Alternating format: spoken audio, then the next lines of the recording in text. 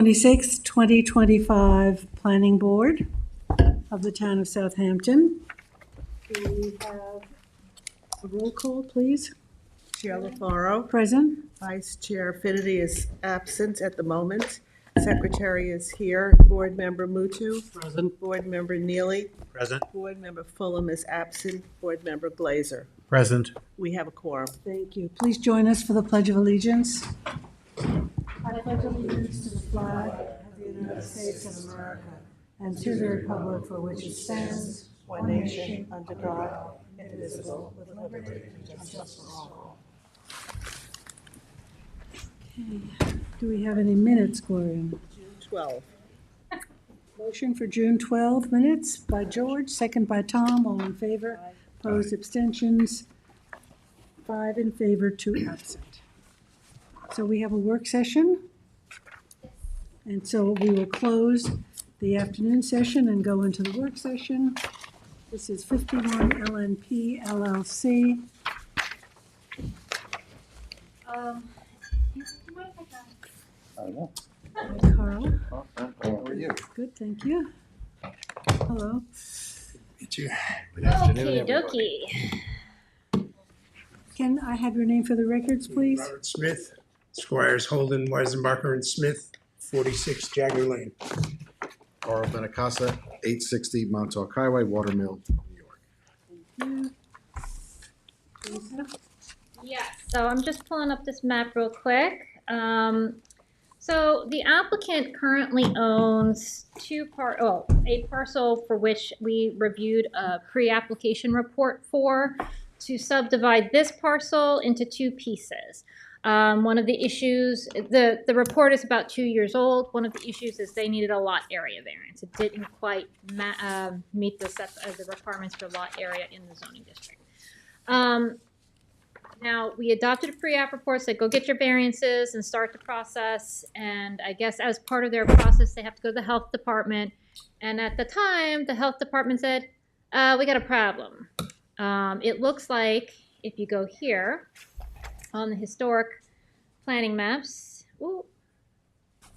it was 3 lots, 1, 2, 3.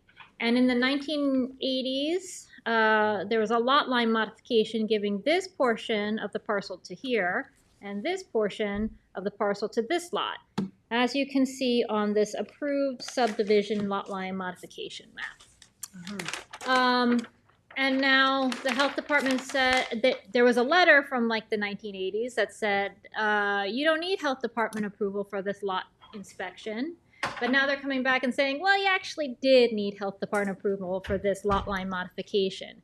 So now the question is, how do we proceed? Because now it needs to be a 3-lot subdivision instead of 2-lot subdivision. So do we want to reissue a pre-app report? The question is how we proceed. That's a good question. Yeah. Carl? Madam Chair, may I Yes. interrupt to say Vice Chair Finity has arrived? In the building. Somebody's here. So Bob has been interfacing primarily with the health department, and I'll turn to him in a second. We did obtain that lot area variance, so we are all set with respect to filing for final approval of For a the, 2-lot, for a 2-lot, right. when this issue arose. I'm sorry. So I think, Bob, if you want to just go into a bit of the history, and then it should also note the owner of the 3rd lot is also represented by Bob, so he's involved in this application. Right. But we got to go through the history and explain what the health department told him. Okay, in 2004, Miriam Eldar came here and got a lot line modification. So she had 2 lots, they modified the corner, that was all approved, and it was approved here by Kyle Collins in April 13th, 2004, lot line modification. Then they came and we filed a 2-lot minor subdivision. They went and got the area variance so they could have 2 lots. 2004 also? No, this No, is just just recently. This was Within the last 2 years. 20, well, the initial filing was 5/13/23, and the last one was 4/4/2/24. And that was approved by the planning board. Then we went to the health department and got caught in the minutia circus. The days and weeks of going back and forth to get approval for this two-lot minor. Got it all set, and then they kicked it upstairs to a gentleman who said, well, you never approved the other one. I brought the letter from Roy Reynolds, which you have a copy of. Yes, and I Yeah, did said- forward to you Yeah, we yesterday. saw This that. is not any of our business. It meets Article 6, we're done. The new champion of the universe wants to say, this was never approved, and now I need the town to give me a letter that says that's approved. So what we're asking you to do is, we have an approval for 2, we had an approval for 1, we're asking you to write us a letter that says there's 3 lots here, boys. It's very simplistic. So, I spoke with Anthony about this. He had a similar similar situation happen, and what he suggested and what had happened previously is that they came in for final subdivision application showing all 3 lots, right? With the lot line modification that was done and with the proposed subdivision. So the question is, do you want to proceed that way, or do you want to send them back to pre-app and go through that process and when we've already approved one? Why? Right. Yeah. So the I mean, question is just confirming, submit the final. We'll submit a final with a three With the lot. 3 lots. Yeah, that's, I mean, I think you already have a copy of this, but I'll leave it with you. So just to clarify, you approved this lot line modification. The tax maps are updated with the lot line. It's just the health department maps that weren't. Was there any change in health department regulations or anything that this gentleman No change in is their regulations, basing? change in Changing their personnel. leadership. Change in personnel, exactly. Change in Okay. personnel. The young man who's in charge of subdivisions now seems to think that he has control of But them. do you even need to do a 3-lot subdivisions final, or is there a letter that would, from the Well, they planning still department who would say that this, I mean, this is really an approved subdivision? Is that the simpler way to go? I think that's the simplest way. I mean, what we need to get is health department approval so that we can build on these 2 lots. And they're, they're holding our feet to the fire. Well, at the end of the day, they still need final subdivision for the 2 lots, and that's fairly simple process, so we can include the 3rd lot and get it all done, and the maps can be refiled all 3 lots versus writing a letter and then filing 1 map and then filing a 2nd map. So do we have to revise our report, our Our documents? pre-app report's 2 years old. I don't see that we really need to revise it. We can put the history of what happened and why in the final resolution, Okay. if that's how you wish to proceed. Yeah, I would prefer to do the full subdivision, just to clear up the record. Clear up everything. Yeah. Can you email that? Okay, great. Sense. That's it, thank you. These 3 lots. So we'll submit final with a 3 lot. Once we get through the minutia over in the health Right, department. and the resolution is gonna Bob, recap all of it. Do you need something? I need a letter from this board that says that this is a 3-lot subdivision is approvable. So can And we then- do, and can we then- do So, a, is there who did you speak to at the health department? Brad Schleier. Okay, can you provide me with his contact information, and I'll Absolutely. email him and say, we had a work session on this, and I'll send him the link for the work session to say, the planning board advised us to proceed with the 3 lots. Thank you. Thank you for your time. Closing the work session and going into the afternoon session. Teresa, don't leave. Oh, that's You're up, you're Hanger Charlie, number 2. This is action deadline. Consider and adopt the staff report. all right. So here's the revised report And Wayne, you're here. and the resolution. Okay, Wayne, just identify yourself for the record, please. Wayne Bruin, O'Shea, Washington and Bruin for Hanger Charlie LLC. Okay, so we had discussed this application at the last meeting. This is the 11-lot subdivision for 10 residential parcels and 1 recreational parcel. We had discussed minor changes to the report, but the biggest question was the trails, as recommended by the Trails Advisory Committee. They had recommended that the residential lots be shifted to the west, in order to allow for creation of a trail linkage between the northerly portion of the parcel to the proposed dog park in the southerly end of the parcel. However, that is difficult because the town code creating the PDD says that lots must maintain a 60-foot buffer from the side yard setbacks. In this particular instance, it would be the side, they'll become rear yards, but technically they're side yards. And by doing what the Trails Advisory Board had recommended, you would effectively limit the size of building envelopes to be very difficult to develop. So the question here is, and that's the only thing that's highlighted on the report needed left to discuss, is what we want to do with the trail. I know that The rationale you just gave says it all. right.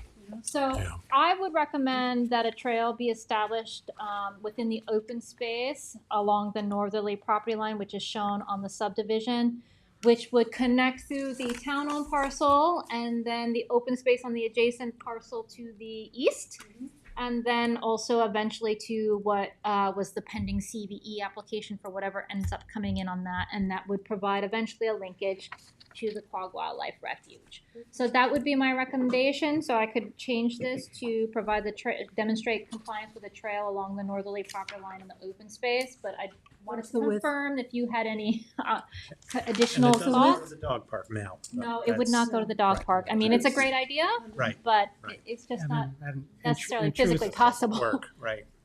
I think it's a good solution. Yeah. Everybody that agrees? I mean, I think getting to the Quogue Wildlife Refuge Be is nice. probably of larger benefit than the dog park. But it doesn't interfere with the dog park, does it? No, it would not interfere. Okay, so you'll put that language in, Teresa, that's great. And I think that was the only major sticking point, right, Yeah, Ryan? did we get any other advisory reports? No, other than got that? nothing. Okay, All right, so that's our Right. action. That's your action, to adopt the report. okay. Motion to adopt the report by Dennis, second by Gloria, and all in favor. Aye. Opposed, abstentions, 6 in favor, 1 absent. Thank you, Wayne. Thank you. Can I just ask one question, Anthony? Anthony, we are signing Noyak Northview today.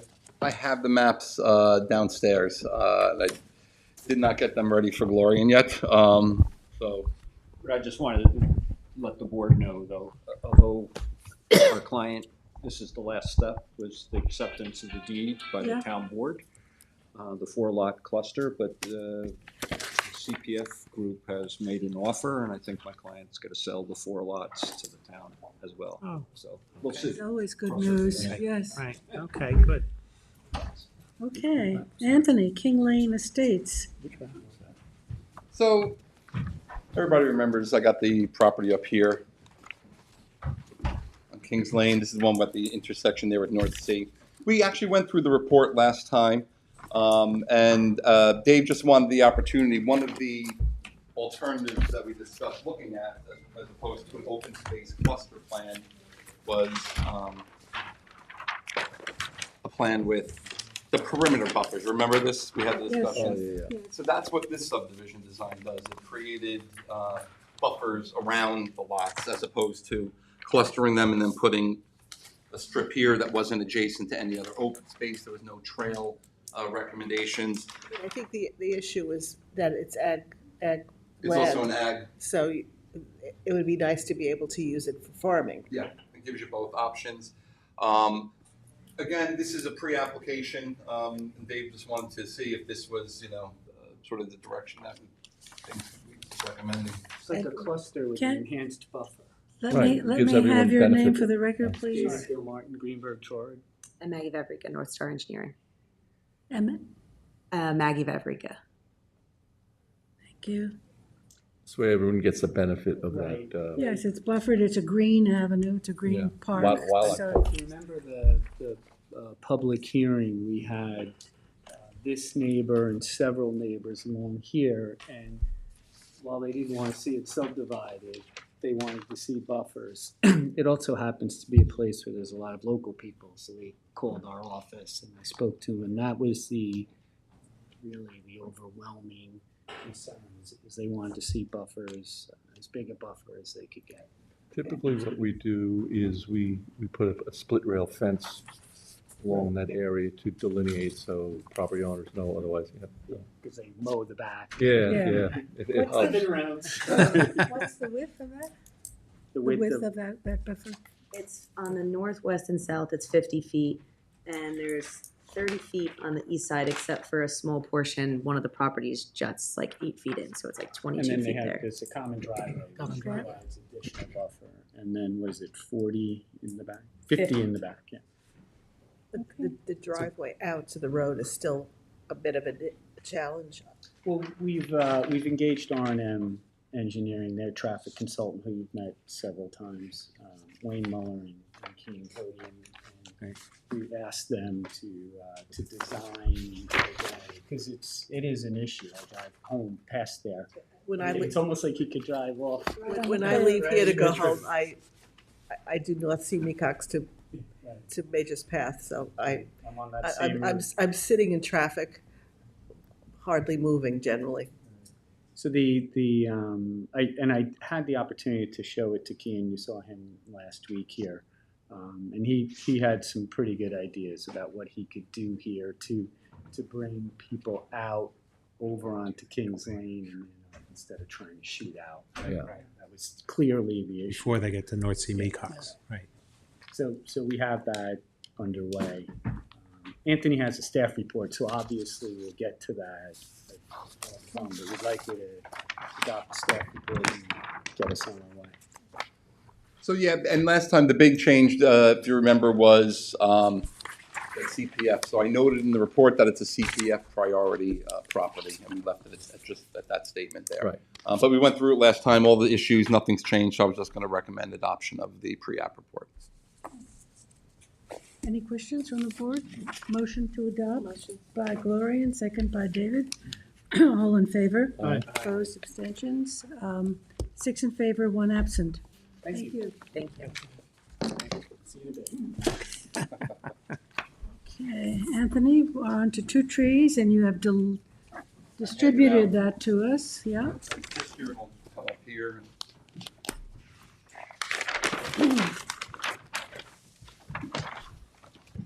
Good afternoon, here, Paige Murphy, attorney at law, 1 Baylor Lane, Sag Harbor, New York. Thank you. Representing Hayground Road Development LLC, who owns this property. And we're at action deadline, and hoping to get an approval today. Okay, Anthony, it's all yours. What you have in front of you, everybody, I handed out the staff report, and then there's 2 draft resolutions. One is for a covenant amendment. Does Kieran have them?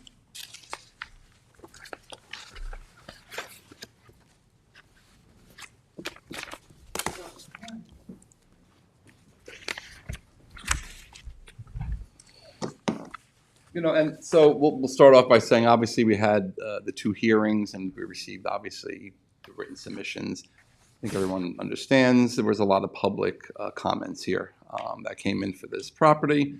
You know, obviously, we're going to do our best to address issues to the maximum extent that we can. You know, let me just, you know, what we're looking at here, just to put this in perspective for this project.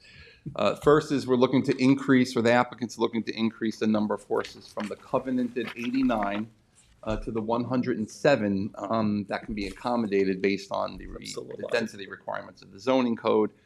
It is worth noting that at the time of the site plan approval in 2011, where the covenant was imposed, the site plan itself does note that the property can accommodate up to 107 horses, and the covenant itself, which was worded interestingly, left it open. It noted in the covenant, in the very specific covenant, that this horse restriction can be amended by the planning board in the event they need additional But horses. that's a +1 vote. Plus 1 vote. Okay. So it's for the increase in the horses. They're adding the new 2 new sand rings that Kieran could show you, and they are, you know, right adjacent to the 2 drainage areas, as Jackie has mentioned to me before, and Dennis, which raised issues.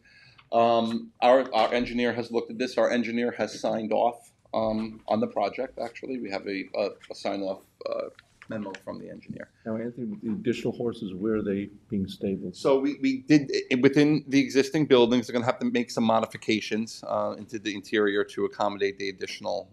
Is that part of our action? The Yes, you'll see, Dennis, I have a condition that says it in there that they're gonna have to give us final floor plans that show Yes. within permanent structures. I'll go through it, Okay. but I did look into that, Dennis, for Doesn't sure. require any new buildings. So what's our process now? We have 3 documents. Well, one's just the report, Yeah, and then one's the covenant amendment, because the horse restriction was restricted by a covenant. And then the other one's the resolution for the construction permit for the rest of the entire project. did, was there any conversation about putting up that project limiting fencing along the easement Yeah, corridors? and I have it in It's the. in there, the okay. resolution. That's a requirement of the SWIP and any kind of development, so. That's also true. Town I engineer. always forget about the SWIP. You have to have a pre-construction meeting with him, so we have an engineer, it's gonna be done correctly. Good. The third thing was the restoration of the partially built sand ring. Remember, that was the big thing that sort of created this whole uproar, so to speak.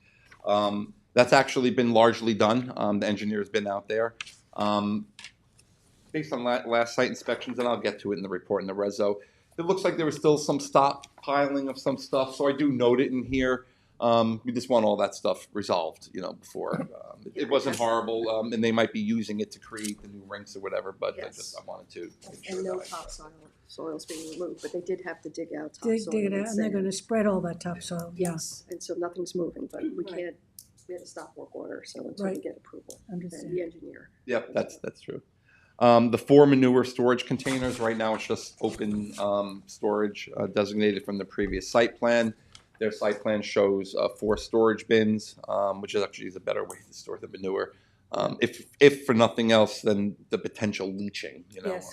Smell is what it is, but We should make sure that we say that the previous approval next to the indoor, where all the manure was. Was, it's being been removed. I wouldn't want that. Right. Oh, good. Oh, I have my co-counsel. And then the farm gate, that gate that they were proposing there. So those were the elements of the project, and then obviously we had a lot of questions and that got Yeah. raised by the public. And I'm just going through my report here.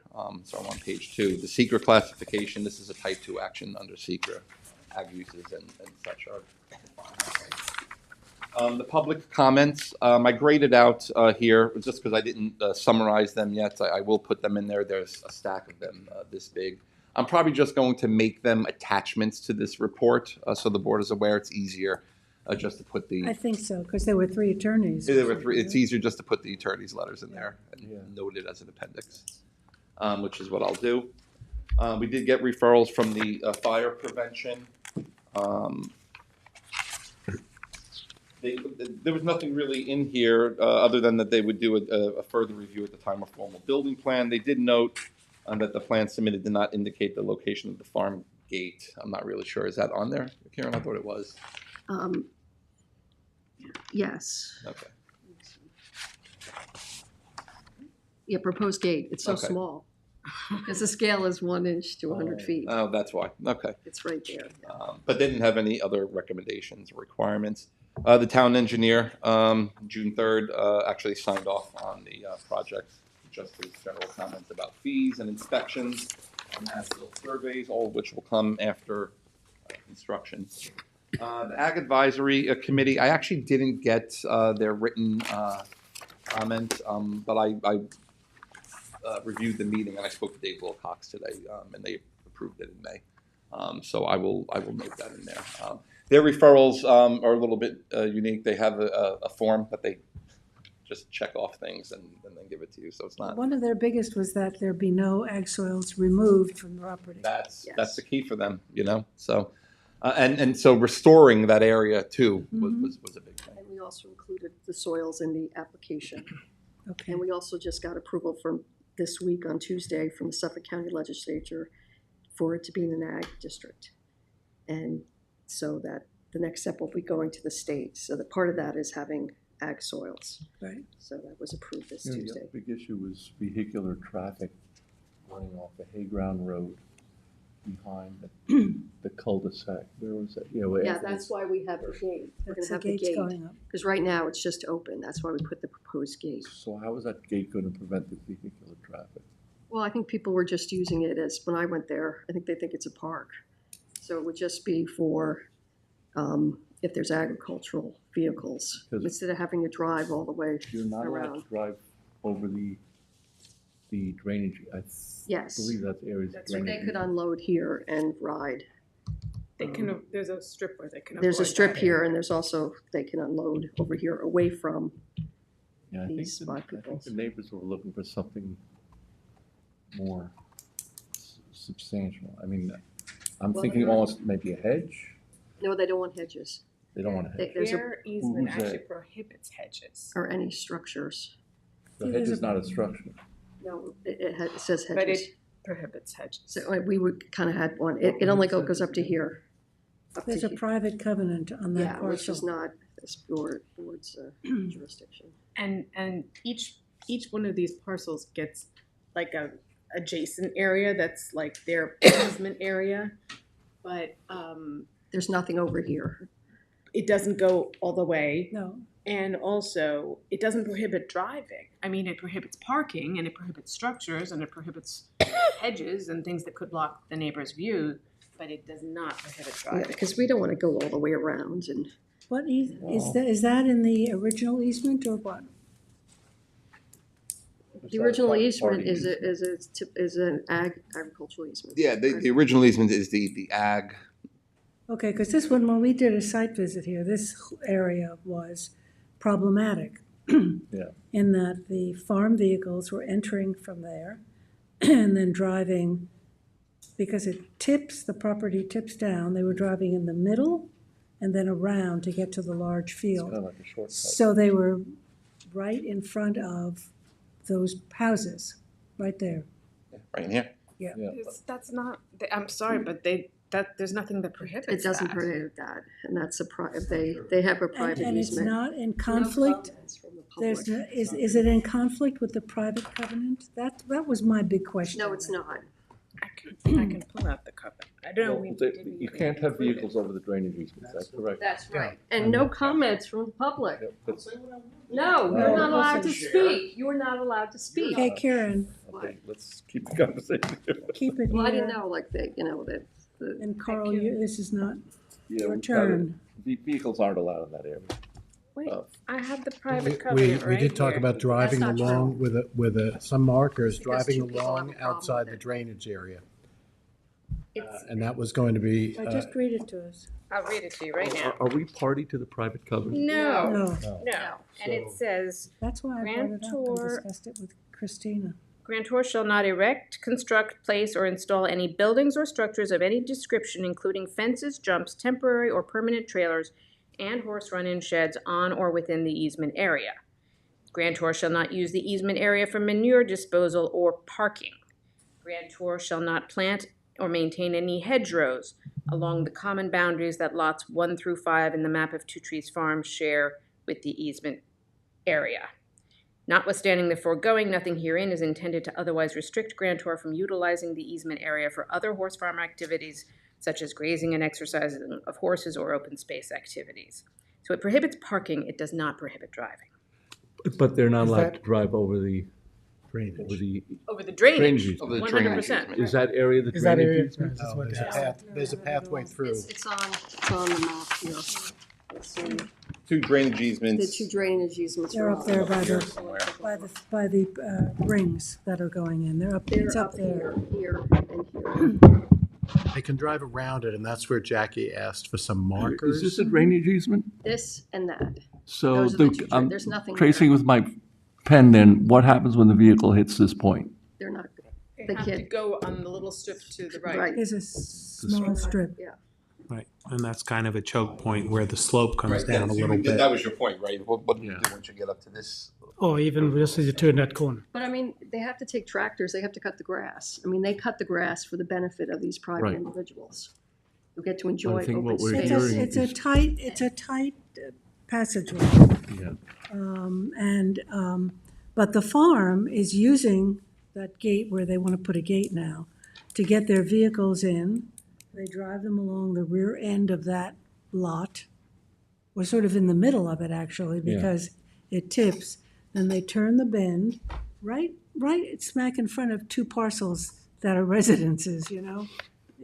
But they can drive However- a tractor here. I mean, Yeah. this is grass. They have to We're cut the we're grass. talking do. about farm vehicles. They do, that Farm farm vehicles are allowed. vehicles, We're right, not, yeah. we're not, yeah. That's all permitted.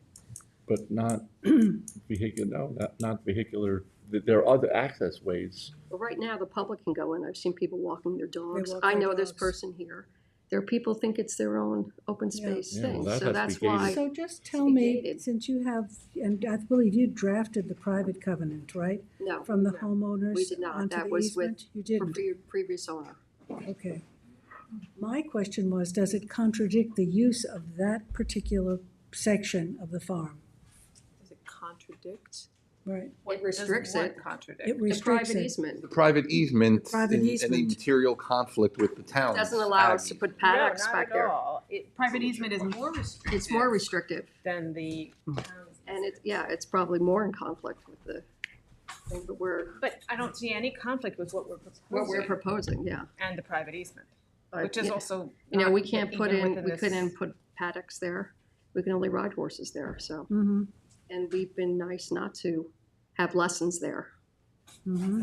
And they've had the benefit of open space because we can't put any gates. And we did put a hedge on the outside Which was at their request. at their request. so. Right, because I remember from the site visit that Roman Yes. said that they would be parking farm vehicles up there in that upper In that corner, portion. yeah. This portion is not covered by Right, the it's easement. the their private easement.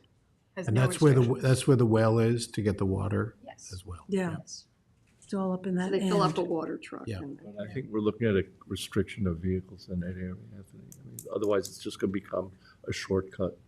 Farm vehicles, trucks. But it You have is- other access, you have other ways to get to that property. This can't be a thoroughfare. It isn't. It's not. That's why It's- we're putting that's up a not what they're gate. using it for. The correspondence to the contrary. Well- And we have to respond to it. Well, But but- they have, the people who are, I'm sorry, the people who are complaining about this have a misunderstanding of the easement. The easement prohibits parking. It does not prohibit vehicular traffic. And it's beyond this board's purview to enforce a private covenant, in any case. Well, we're not enforcing the private covenant. We're taking steps that, it's part of a site plan. For two people. So. Yeah, Who they're, have, by the Yeah. way, They have blocked off our easement. our access It would be nice if we could drive And- right in here, but they blocked it off. and that- put a fence. that all over access there. is really impractical. We were there. Yeah, It is like a private driveway. It never should have been on the map. Well, we weren't here, but we're not involved in that approval. But yeah, we can drive through there.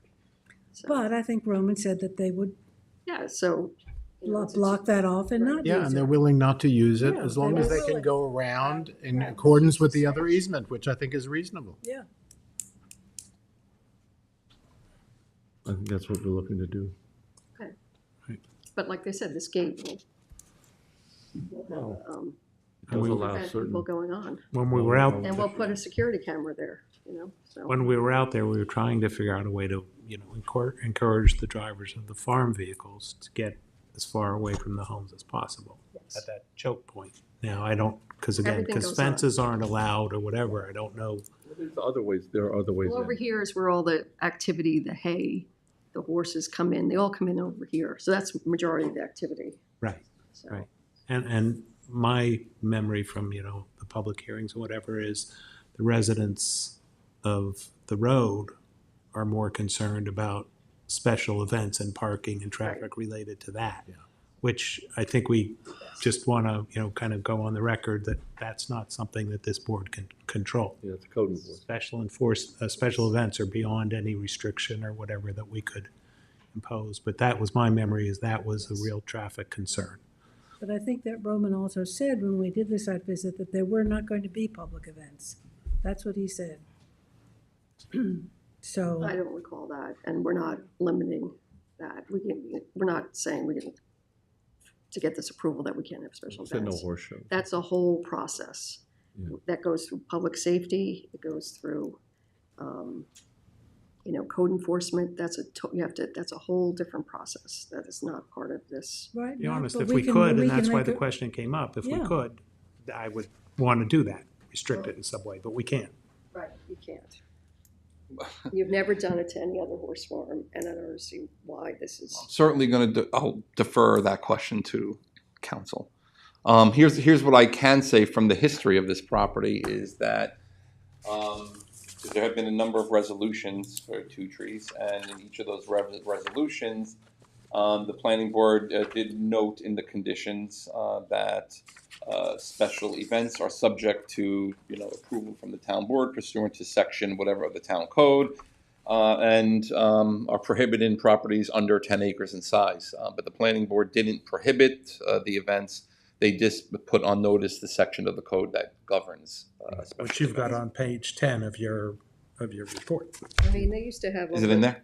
Yeah, page 10 has just, I think the point you're making, what I was looking at when I made the comment that we're not allowed to impose those restrictions. That's not what I'm saying. Well, What I'm that's- saying is the if- previous, and I put it in my opinion. And I'm not, but I'm not I'll a defer to- lawyer, I'll but defer to I'm council. reading the town code here. Oh, yeah, no, the town code's very clear, yeah.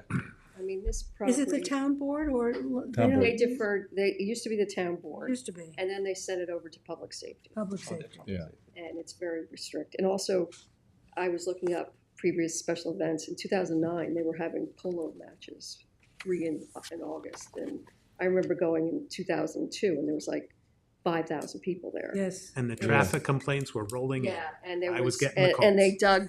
dug, yeah, I'm sure you did. I mean, it was so intense, the use. Yeah. And And the they poor were- guy who had a house over here, they had the tent right back. He had his house because he has his own Right. private golf course. He's since passed away, but But as he far as put his vehicles, house right next to that, so. getting back to, as far as vehicles, we're looking at a restriction of, there's certain vehicles that needed for maintenance, but to be used as a through traffic, I think we're gonna need condition to preclude that. That was a big issue with all the correspondence. Farm vehicles? Well, for to maintenance? be used as, I mean, you can get farm vehicles for Because we have mowing to and mow here. for mowing and maintenance, but Yeah. vehicles using it as a through thoroughfare to the rest of the farm, you have other access ways. You want Really to say impacts those neighbors. I don't know how something you about, enforce that, though. explicitly prohibit any any construction through- related or through vehicle. passenger. We'll word it in a manner that precludes through traffic, Farm which vehicles allows, only. farm-related maintenance, mowing, grading, but trucks going to use that area to get to the major field, that would be in the There violation. might have to be water trucks too. Excuse me? There might have to be water trucks. Because sometimes because the well is there. Because of this grass is cut very I'm short. sure those neighbors' decks would be have, under they'll farm- have their farm- cameras and There are they'll be all- definitions of farm Yeah, vehicles. farm vehicles They can- in the maintenance. Vehicle and of course. traffic. Language law. should be used as through traffic. And not, no passenger vehicles or. Through traffic. That's the No- operative no word. passenger vehicles, only Because if car there's trucks, another right, way in, vehicles. it might be take a little longer. That's the way they have to use. Yeah, Understood. no Let me, passenger let me, vehicle. we'll, Yeah, we'll work on we'll that. go through it and let me see when we get to the, conditions, how we could reword it. I Bridgehampton, understand what you're saying. Okay. Bridgehampton Fire District, did not come back with anything. Landmarks, said there were no, historic impacts. And the Planning Commission, said it was a matter for local determination, but just gave a general comment regarding, incorporating green methodologies, into managing stormwater. That's a pretty typical comment from them. We go through the general special exception, standards. Let's go through these, Anthony. So the first one is about harmony and use of the zoning code. This is an existing horse farm, so nothing they're proposing is uncharacteristic of a horse farm. The plot area is sufficient. You need a minimum of 10 acres for a horse farm. This is over 60 acres, so it exceeds the minimum. With the proposed use will not prevent the orderly and reasonable use of adjacent properties, particularly when they're in their different district. All the properties here are actually in the same zoning district, and the subdivision and open space was laid out as part of the same map. And generally speaking, the proposed, I think, are minor in nature and consistent with the horse farm use. Is the site suitable for this? Particularly suitable? Again, it is an existing horse farm with an existing special exception approval.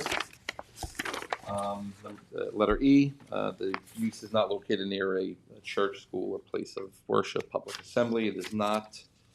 F talks about the definition, if this is consistent with the definition of horse farm. It is. It meets the definition that we actually have in the code for horse farms and horse riding facilities. Access facilities are adequate. There's no proposed changes to the access facilities at this point, as far as I know. Same thing with the curb cuts. All curb cuts are existing, and there's no proposed changes at this point. Parking requirements. For the use itself, parking requirements are met. What I do note in here, just take a look here, and I put in here, just relook at the parking calculations with the increase in the horses and everything. I looked at it. I think the numbers work. I don't think there was any issues, but have the surveyor confirm, have your engineer Yeah, we'll also confirm. check with that. And there's never a point where there's 107 horses, 107 people riding. That never happens. That would We be, need some numbers in here. Can we put some numbers in?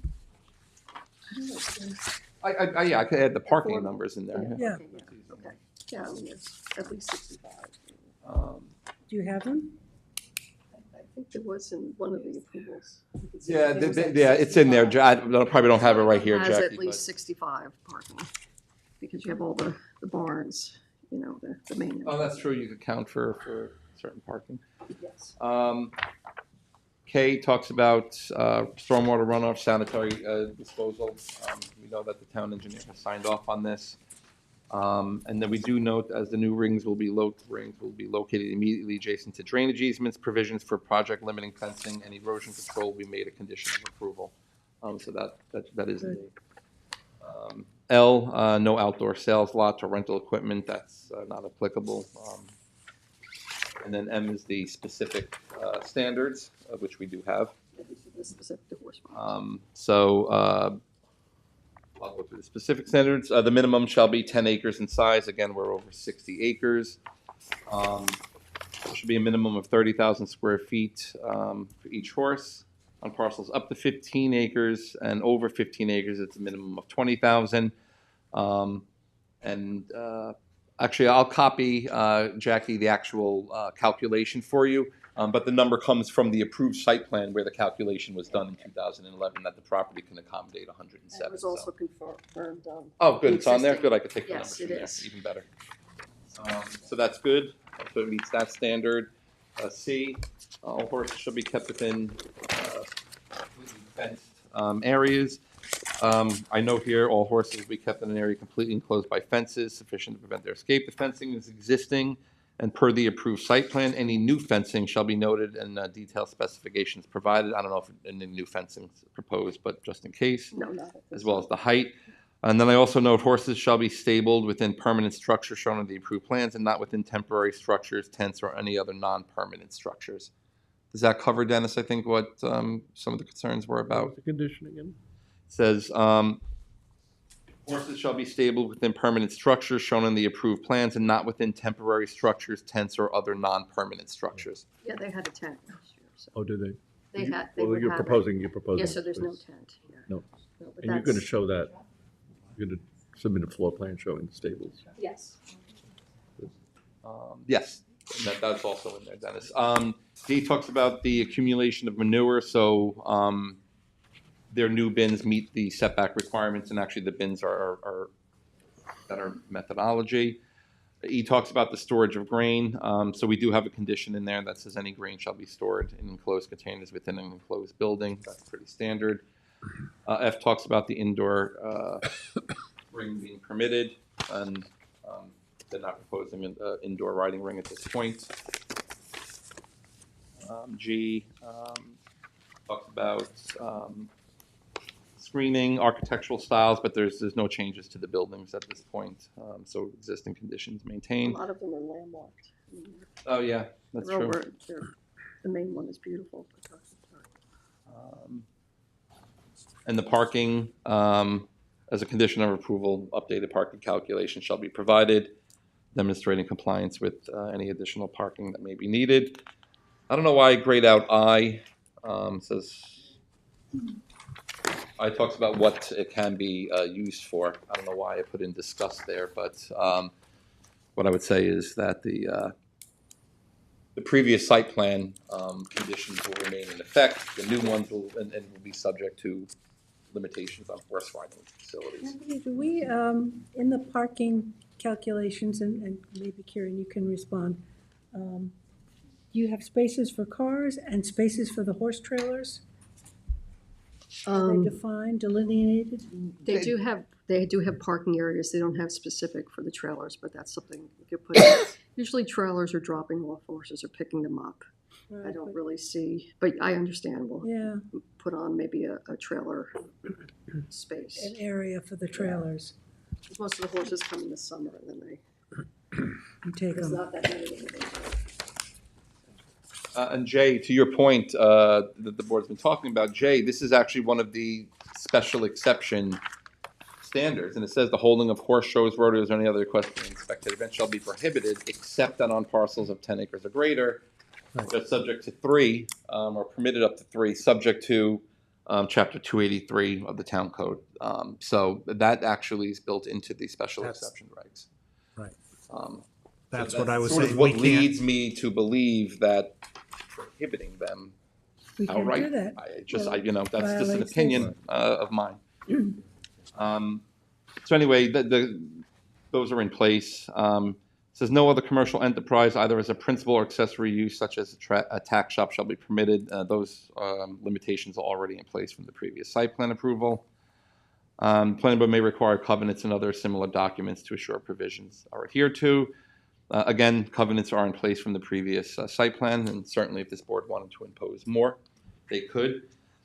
So going through some of the, conditions of approval, the covenant amendment resolution is one of them that would allow up to 107 horses, and I have that as a separate resolution. The trailer housing has been removed, will be made a condition of approval, so there should be no trailers on the site housing employees. Completion of the restoration, I'm going to confirm that with the engineer, that, the property's been restored, and get his final sign off. Yes. I said removals of the piles of soil. I understand what you were saying, Karen, before. You can't do anything with them until the planning board approves. Relocating. Yeah, they're Because gonna be- nothing's being removed, so No, you you're really, right. So- you don't want Relocated removal. and return to the previous topography. Reallocated. Yes, Previous topography. I'll change that language. Something like that. Installation of construction fencing along the drainage easement areas, as you were talking about, to prevent the new rinks from. And that's actually part of Tom's approved plans, and Yes, his it's plan part of showed, any- actually Jackie's plan showed that the construction And- fencing is up. Horse stabling within permanent structures, final floor plans to show appropriate number of stables. So they did give me a breakdown, everybody, of the buildings and the stables to accommodate them, but they were sort of preliminary sketches, so I'm just asking for final plans. Do we have some specifics on the staff housing, the number of people staying in the staff housing? I mean, we saw the staff housing when we were there, the very long building, casa. It's like 6 or 8. That was done. Yeah, there was a previous planning board action specific to the ag housing, which was issued as special exception approval. It wasn't part of this application, so I didn't really Can get we it. not make a reference to it? Just say that the staff, because it's right smack in the middle of the property. Well, Yeah, it's right I'd like to opposite put the that in there, stable. and or also just we always, maybe just A mention. confirm what it is. I think it's, I don't know, there's 8. and we also always 82. put in that all previous conditions have to be Yes. from the previous site Because plan. that was built by the previous owner. Anthony, we lost our video feed. It says no signal. With the addition You of didn't that touch many it prior. horses, Oh, okay, gotcha. do we need more staff There we go. housing? We do have. They have staff housing there. How many Do you have people staff? do you Yeah, I do you remember have? I'm the only one that didn't get to do the site visit. I believe there are 8, and they have 8 units. 8 units. There's 2 people each, and then they have to have people living off-site, and probably. Some live in the house too, the And main then we have house. we have 2 houses for staff housing that are very nice. That's right. And maybe in the future, we'll come back with additional housing. To But right make- now, like other farms, they have to live off-site. So just confirm the staff housing. How many buildings and how many people there? Report, even in the project description. Yes. Yeah. You know, that's, yeah. We'll add that, Jackie. And so then if you look at the first resolution that I have is the separate covenant amendment. Go through the project description, all the legal documents that are, Can I make a request? you may. Since the number of horses is already in the special exception use, why does it have to be part of a covenant? Why can't we just have it, because the other horse farms don't have But I thought that- covenants for the number of I horses. thought that was listed, the number of horses was listed in the covenants. So we're eliminating the covenant then, I mean. Yeah, but you would put it as a condition of the approval, because it could change. I mean, it just, we're at the max now, so it's not gonna change, but other So horse if- farms just so don't the have board- covenants, because. To that, it- let me just, here, let me finish. To that point, everybody, if you look at the condition number 4, where I say submission of an amended declaration of covenants and restrictions, eliminating the 89 horse limit, I wasn't sure what the legal, No, because I'm just saying that, like for Campbell Farm, there's a formula, and it's in the special exception uses, and you have to meet that formula, and that becomes a condition. Now you make it more restrictive, because now you require a majority plus 1. And So my it seems question is, unnecessary, because. my question is, why did we do a covenant in 2012? Right. Was there a covenant? in 2011, at the time, that's what the facility was being developed for, including the number of stables. So they limited it by a covenant to 89. They limited And by a then saying you covenant. have to go back to planning. Yes. So But I the think- fact that there is a covenant for 89 requires that we amend that covenant to say 107. 107, I'm not suggesting that they need Or to file a eliminate it. new covenant, though, necessarily limiting it to 107. Right. You're saying. what I'm just saying we're delete it. eliminating the covenant, restricting it to 89, allowing it to go up to 107. per Because, this approval. because the code Yeah, sorry, go ahead. Has a identifies it. We have to give the reason. Yes. Yes. Yeah. And also, at the time, they had room for up to 107. But they didn't So it use was, it. it was restricting what they could have more of.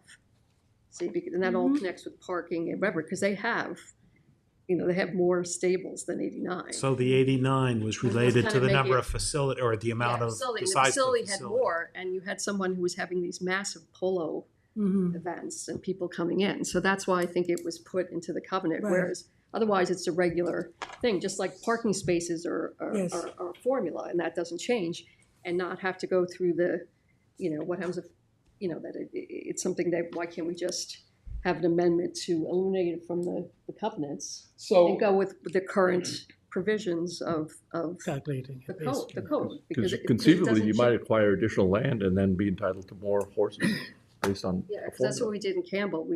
We had those 5 acres. That's not gonna happen, these horses, because it's all farm, was The horses don't like to Street, go out at the Campbell farm, Karen. but- Yes. They like to stay in the air-conditioned ring. Remember when we had the Oh, yeah, I know. That was with the elevators. Yeah. So then just, I wanna be a horse there. this resolution then is the planning board is eliminating the covenant, Yes. limiting it to 89. And then following the code, And following the. You have to Take give the a code. reason why we're eliminating it, that we're gonna please. follow Yeah. the code, The or, language. yeah, is the code that cites the language? What would it be following? Special exception? Special exception. Special exception, and I have it in the report, so I'll just copy and paste from Yeah, that the section. of town the code. code regulations. Yeah. Because we can't go any bigger. I mean. Yeah. And this way, we don't have to, it makes it Come back easier. every time, yeah. Yep.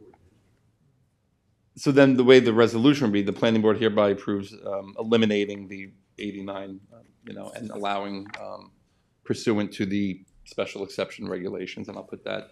Do we need a supermajority to eliminate a covenant? Mhm. No. It says that. Okay. It does say it. It does. Then you do. Yeah, that's why, because it's just. So The we'll other need a stuff is more supermajority important. for the covenant Yeah. elimination. Yes. So can we do that first? Yeah, but let me go through the conditions then, since Okay. they changed a little bit. I'm gonna say compliance with all conditions of approval of the agricultural construction permit dated June 26, 2025, assuming it's done today, including any further covenants and restrictions that may be imposed. Submission of final floor plans, and supporting information showing the requisite number of horse stables. Horses shall be stable within permanent structures shown on the approved plans and not within temporary structures, tents, or other non-permanent structures.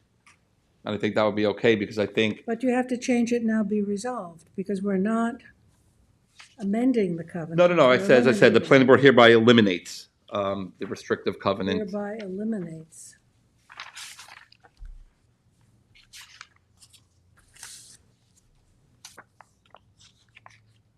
Does that have a number? No, we're not locking in the number.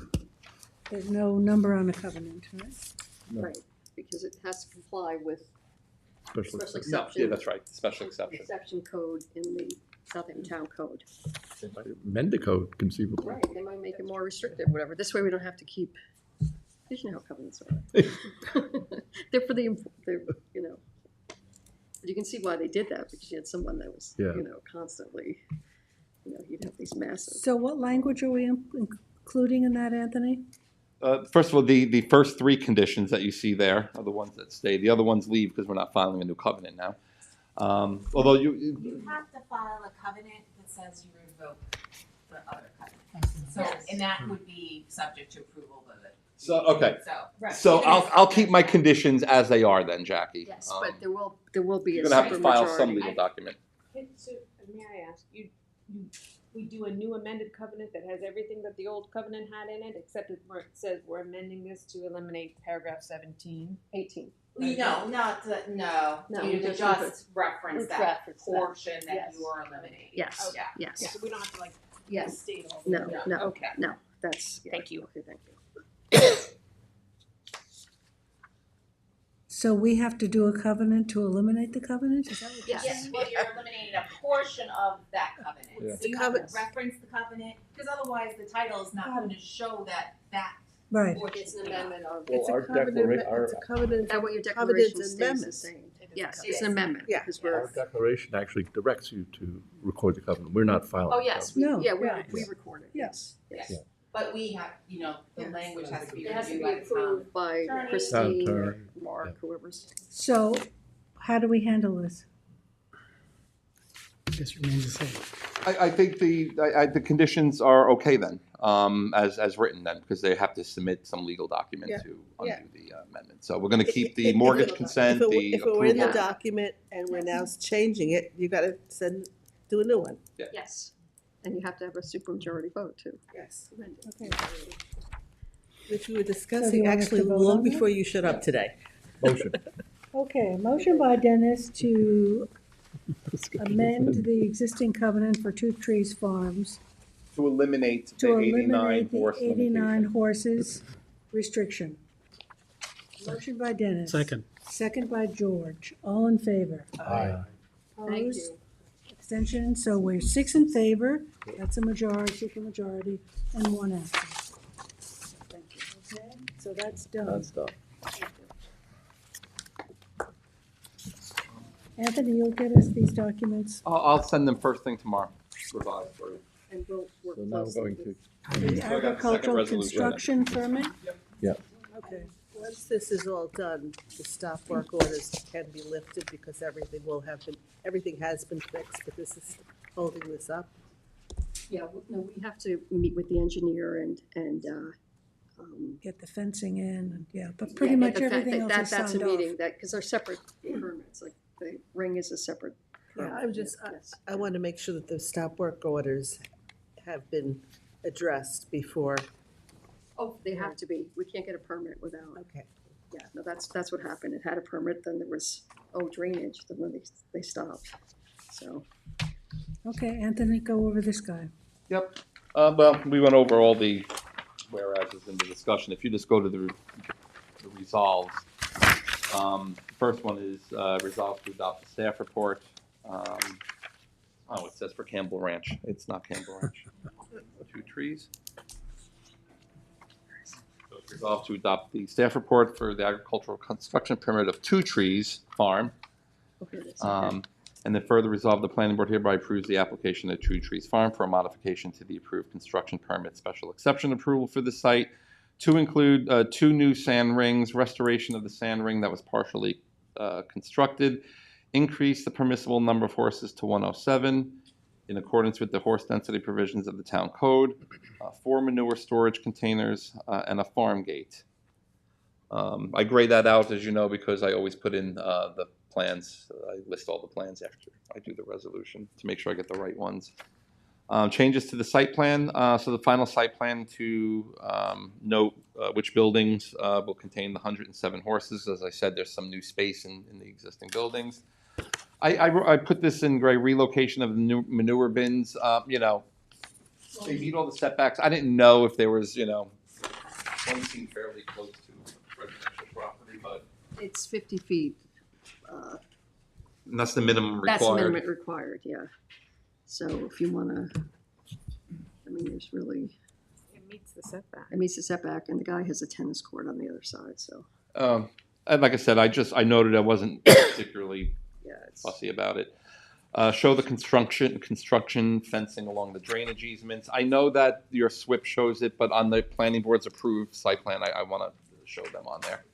Do we put in here the delineation of the parking for trailers, horse trailers We will and now. cars? Okay, just to get back to the construction fencing, that's temporary, and we do have detailed Yeah. engineering plans. So, Well, I Yeah, don't we think, I don't know putting it that on it's the- so temporary, because these are so close, the drainage easements are so close to these new rings. It's like the width of these two tables, Right. that unless that fencing stays, they're gonna be trampled, and then he's gonna be, okay, You know, I understand what. it benefits him. I was thinking of the one next to the indoor. Yeah, That's no, kind of, it benefits him this, in the field. okay, now I Yeah. understand, I'm sorry. So E, Anthony, is delineation Of the horse trailers. of parking For the horse trailer. area. Yeah. Horse trailers. Oh, we have to remove the private easement. Yeah, I put that in there for this board because I knew there was going to be a discussion on it, and so I'm not sure. Address, that concerns the area that we discussed, right? I think that has to Yeah. be conditioned. No passenger, only farm vehicles, and no, Well, no through, you know, the portion of the ag reserve directly south of and reference that the lots shall not be used for through traffic to access the, you know, the farm. Shall, or shall only be used for. Well, we don't want them to use this, Farm. in other words, the big hay truck comes, it's not gonna we be know that it's way. through traffic, There's no, all the horses are over here. right? There's no way that they're gonna, I would say limited to farm But, vehicles. I mean, then we can have Farm ma- language farm that maintenance allows vehicles? us normal. Farm maintenance Farm maintenance vehicles. vehicles. And no passenger, Yeah, non-farm or Through passenger traffic is vehicles. self-explanatory. If you see maintenance. cars using that as We'll find a vehicles. definition for farm vehicles in motor. farm Yeah, how about maintenance just farm vehicles. vehicles, yeah. I will say that there shall be no through Right. traffic through this portion of the ag reserve. Other than for. Other, and vehicles vehicle necessary access for farm and maintenance. shall be limited for the maintenance Right. operations Right. of the farming, you know. Because Yeah. some of these paddocks, they have to fill up a water truck, and maybe they go out this way, or maybe they have to go over here if there's dry spots. You know, they can't have dead I grass. think, you know, it's not gonna take a whole lot. Right. To be cooperative to the people who are living there, Yes. to be considerate about what they're looking out at. I And you have a big enough area to try to avoid being right in their faces, you know? I mean, And the aerial makes and very I- apparent. And I Yes. just What we're doing. think, yeah, there's space, Like- except for that tiny little passageway through. Can I just, so even like say a mower can't go. No, mower- No, that's a vehicles- maintenance. It can go from. Yes. That's a Vehicles Any use farm- it for the any maintenance. farm- any The farm mower has to mow that area. Because I use a hay truck as an example, can be, you know, any type of delivery truck or something. Use the main, you know, Right, yeah, because all the hay and stuff goes over here, but yeah, they do have to have, that's what they have water. You know, they have to sometimes have water here, and they're maintaining this Is for the that their benefit of only these source people. of water, Karen? No, they have water. over They have here. town water? town water. Yes. Okay, so I'll add that one about delineation, Jackie, Yeah, about the delineation parking area for horse trailers. changes to the building plans prior to signature. Again, the final floor plan showing all the Yes. stables. General conditions of approval, so We'll add again that language regarding the no through traffic and limiting the, vehicles to farm vehicles for maintenance and operation. Get some language. No, you want to have reallocation of ag soils. Yeah. Reallocating of ag soils. Yep. Maybe redistributing. Reallocating sounds like you're giving it to somebody else. Yes. Redistributing. Redistributing? Yeah, We're not redistributing. selling You're it. not selling Not it, selling right. it. Bag it For the with people. manure. Redistributing. Redistributing. It is. My house, I grew up on Lumber Lane, they could grow everything. Anything, Yeah, well, you're on Lumber Lane. I'm on Lumber Lane. Everything grows double the size. grows. Oh, that's where C is gonna go, Jackie, where I say removal of piles Yeah, of soil. so it's redistributing ag soils. B was the manure shall be disposed on an as-need basis. That seems to be the typical condition. No trailers for employee housing to be stored on site. No temporary structures are permitted without planning board approval unless in conjunction with the town-approved special events permit. Again, we get a lot of these tents and everything to just pop up, so we want to make sure we cover that. Installation of construction fencing and project limited fencing along the drainage easements prior to construction of the new rings to ensure drainage easements remain undisturbed. I think we're saying we want to keep them. Keep them. Keep Yeah, them. and you know what, they'll probably put a fence around that, Mm-hmm. because they're gonna ride horses in there, and they don't want the horses going into that drainage I'll change that then. They could break their legs, and that would not be good. No, that would not be. So that's why if you show it on the plan as something to remain, then it will kind of cover. Yeah, all okay, this so stuff. maybe, yeah, because you don't want them, sometimes they take off, All horses shall be kept within an area completely enclosed by a fence sufficient in height to strength to prevent their escape. Horse stabling within permanent structures only. No accumulation of manure or any other materials or substance which causes noxious or offensive odors. Any changes into the manure storage location shall be subject to review and approval by the planning board. There should be no hourly leasing of horses to the general public.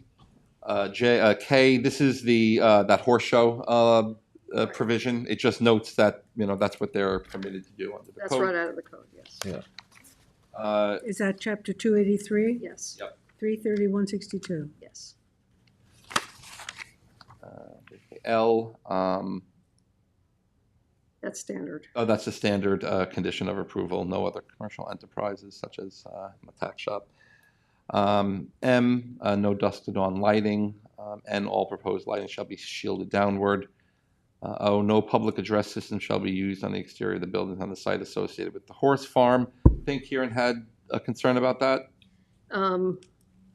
If there was a horse show associated with horse farm activities. Couldn't that be incorporated into the special events permit? Yeah. That's right, yeah, that's what I'm saying, associated with the horse farm. But otherwise, we don't want any, Right, there's no sound, but Right. I'm just saying if there was a horse show, yeah. But then you include it in that permit Right, request. that would be, yeah, Oh, it's in there twice, by the way. no public, okay. There seemed to be a number of people that testified that are actually tenants, if you will, or subcontractors, I'm not sure, that run the little horse riding businesses or whatever. They spoke at the public hearing. Right, that's what I'm saying, and They- I guess my question is, they don't have No, there's signage up or any No. thing not. I like mean, they'll that? say the name of their barn on the Right. barn. But they have to abide by these conditions. I'm Yeah, but just, they don't have right, any. trying to when make they- sure they- they're not sub- considered another sublessees, commercial all that enterprise, sort they're of- within the, Yeah. Yeah, they have, everybody owns their own horse, and they have, several trainers have a barn with, their horses and their riders. but they would not be considered other commercial enterprises. No. So they are renting from the owners, we Yes, believe, they're leasing it and they're running, their own business. yes, but that's a horse business. Just- Okay, and they yell at them, they don't use speakers, and some people have, Earbuds. yeah. Q is the grain storage provision. Again, that's standard language. R, also compliance with any ADA requirements as may be applicable. Also standard language. For items to be submitted prior to signature, lend the notarized affidavit indicating compliance with the site plan approval. and then 6 sets of plans for signature. Do we have to put any notice in here to protect the view shed that we created when we did this? Remember this big view shed? I believe it's already, It's in the subdivision. the open space already. area is already Mhm. there. They don't, I mean, they can't put any permanent structures in this open area. No. They could put up some jumps maybe if they wanted to, but no permanent, no, Do you have that language? yes. I also need your name for the record. Oh, I'm sorry, Nika Strunk. I'm sorry for being late. That's all right, the traffic is impossible. You know, that's the open space. Where's this? Plus we need it for the number of horses. I know we worked really hard to get that view shed, remember? Right up there? What condition a do we grant. impose in the original approval? What she's looking for. Looking. Okay, this was in the subdivision covenants, the one that we have to modify or eliminate the horse maximum provision from. It says the planting of privet or any other screening material that obstructs or otherwise interferes with the view shed from Scuttle Hole Road toward the south, east, and west shall be prohibited along the northwesterly portion of the subdivision property fronting on Scuttle Hole Road and Hayground Road and the northerly side of Two Trees Lane. Plank and post horse farm fencing and planting and maintenance of street trees required to satisfy a condition of subdivision approval shall not constitute a violation of this declaration. Also, I have the grant of conservation open space easement dated the 20th of April 2013, and it's on page 5, and it's 2D. No additional buildings or structures shall be constructed, erected, maintained, or moved onto the open area of Lot 18, except buildings or structures that are accessory to the use of the open space of Lot 18 as part of a horse farm operated on Lot 18 or other agricultural uses by the town, Southampton, or designating, including, for example, and not as a limitation, perimeter and paddock fencing, jumps, horse run and sheds, and such temporary buildings and structures as may be authorized pursuant to a special event permit issued by the town. Right. So it's only if you're having a special event.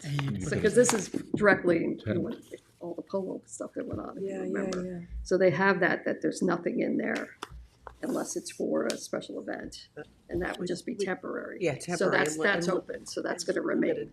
The number Yeah, of times. so they maintain that and that benefits. So do you think we should reference it at all or not? No, because we all of our approvals do, and I'll make sure it's in here, reference the prior approvals and conditions and previous. And actually, all the legal documents previously are listed in the reso. So. Okay. And they're not gonna put anything. So we took 107 out of the covenant, but it's in here. Is that any inconsistency with that, or it's appropriate to keep that number here? Yeah, no, 107 has to be in the approval. Yeah. Okay. Because we're going from 89 to Just 107. consistent with the town code or whatever? Consistent with the town. No, because, you have to have the stalls, right? So then, You have to have the finding. yeah, the fine, yes.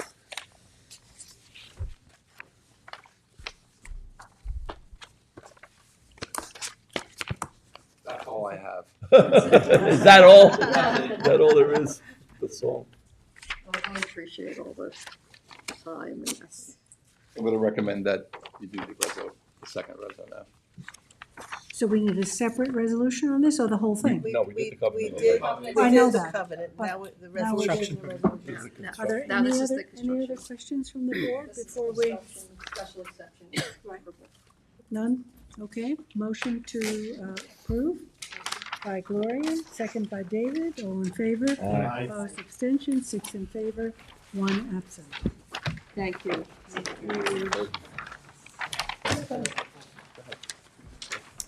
Claire, hi. Sorry I was late. I do have to take area T out of order because our consultant. Okay, so which one, Claire? I don't know what the number is, area T. Oh, 11. 11. Number 11, is that okay? Yeah. Yep. Okay, we'd be on, To see you again. is it Peter? You let Vin Corrado in, Peter?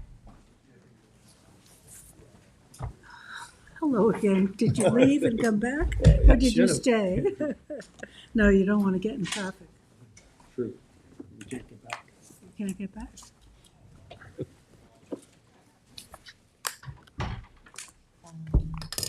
Which one are we doing? Skip. That's the Okay. report Number from, 7 our out. consultant. We're taking it out of order. And the staple on the right side, right? Yeah, we staple them on the other side. It's old number 11. This is the machine, this machine, I just cut Can you it on let, the is Vin Prado available? Right, right. staple on this side. Oh, okay. Everybody's They're getting it. testing us.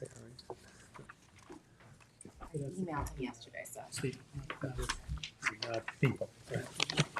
So we just got this, Claire, right? You'll go I over it? emailed it to you when it Did you? came in the initial You time. gave us, you emailed it or you gave it to us last time? Last time. Yes, So this That's is my third time. and it was in Okay. the packet. Right. Yep. So, That's why it was 4 emailed, because it was in the packet. So, just to, I'm hoping Vin is here because he's much more intelligent than I am in interpreting this. Could But he we- did, I think he did a thorough review, of it. Are you seeing anybody for the project? I'm here. I heard someone. Hello, It's I'm Peter, here. right? Is it Peter? No, it's not Peter today. It's, Kevin? Kevin? Is it Kevin? There's Oh, someone. there he is. There This is Vin Corrado. Hi. Oh, great, thanks, Vin. Hi. So give us your name for the record, please, Dick. Vincent Corrado, Corrado. I'm with McLean Associates.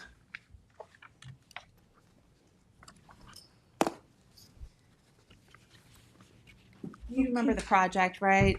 This is before the zoning board of appeals. It's the issue of being above the 15,000 square feet for the entire sites. Yes.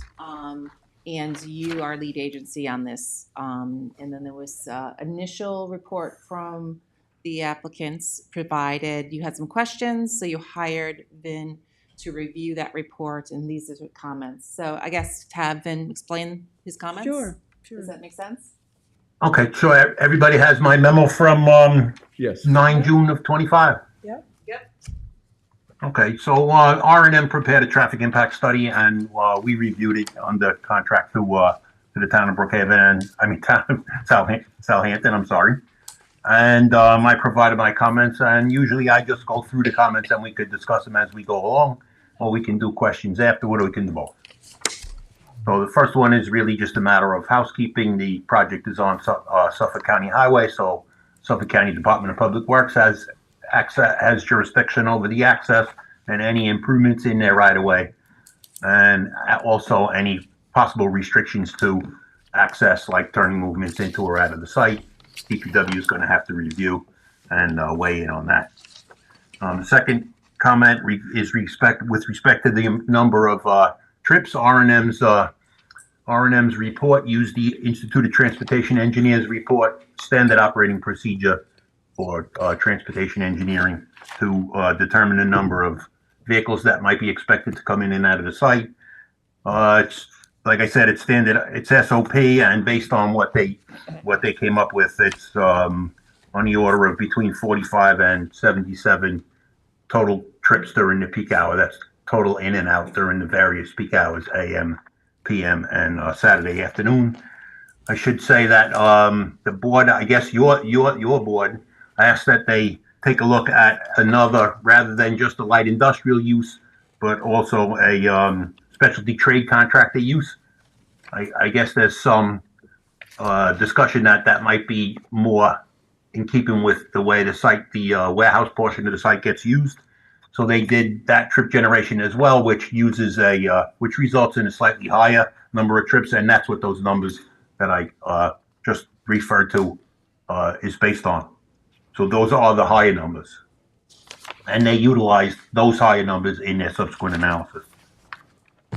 But one thing they rather than doing traffic counts out on Montauk Highway, they utilized agency counts from a count location that's east of the 24, the New York State Route 24 intersection, and they modified those counts to reflect the traffic.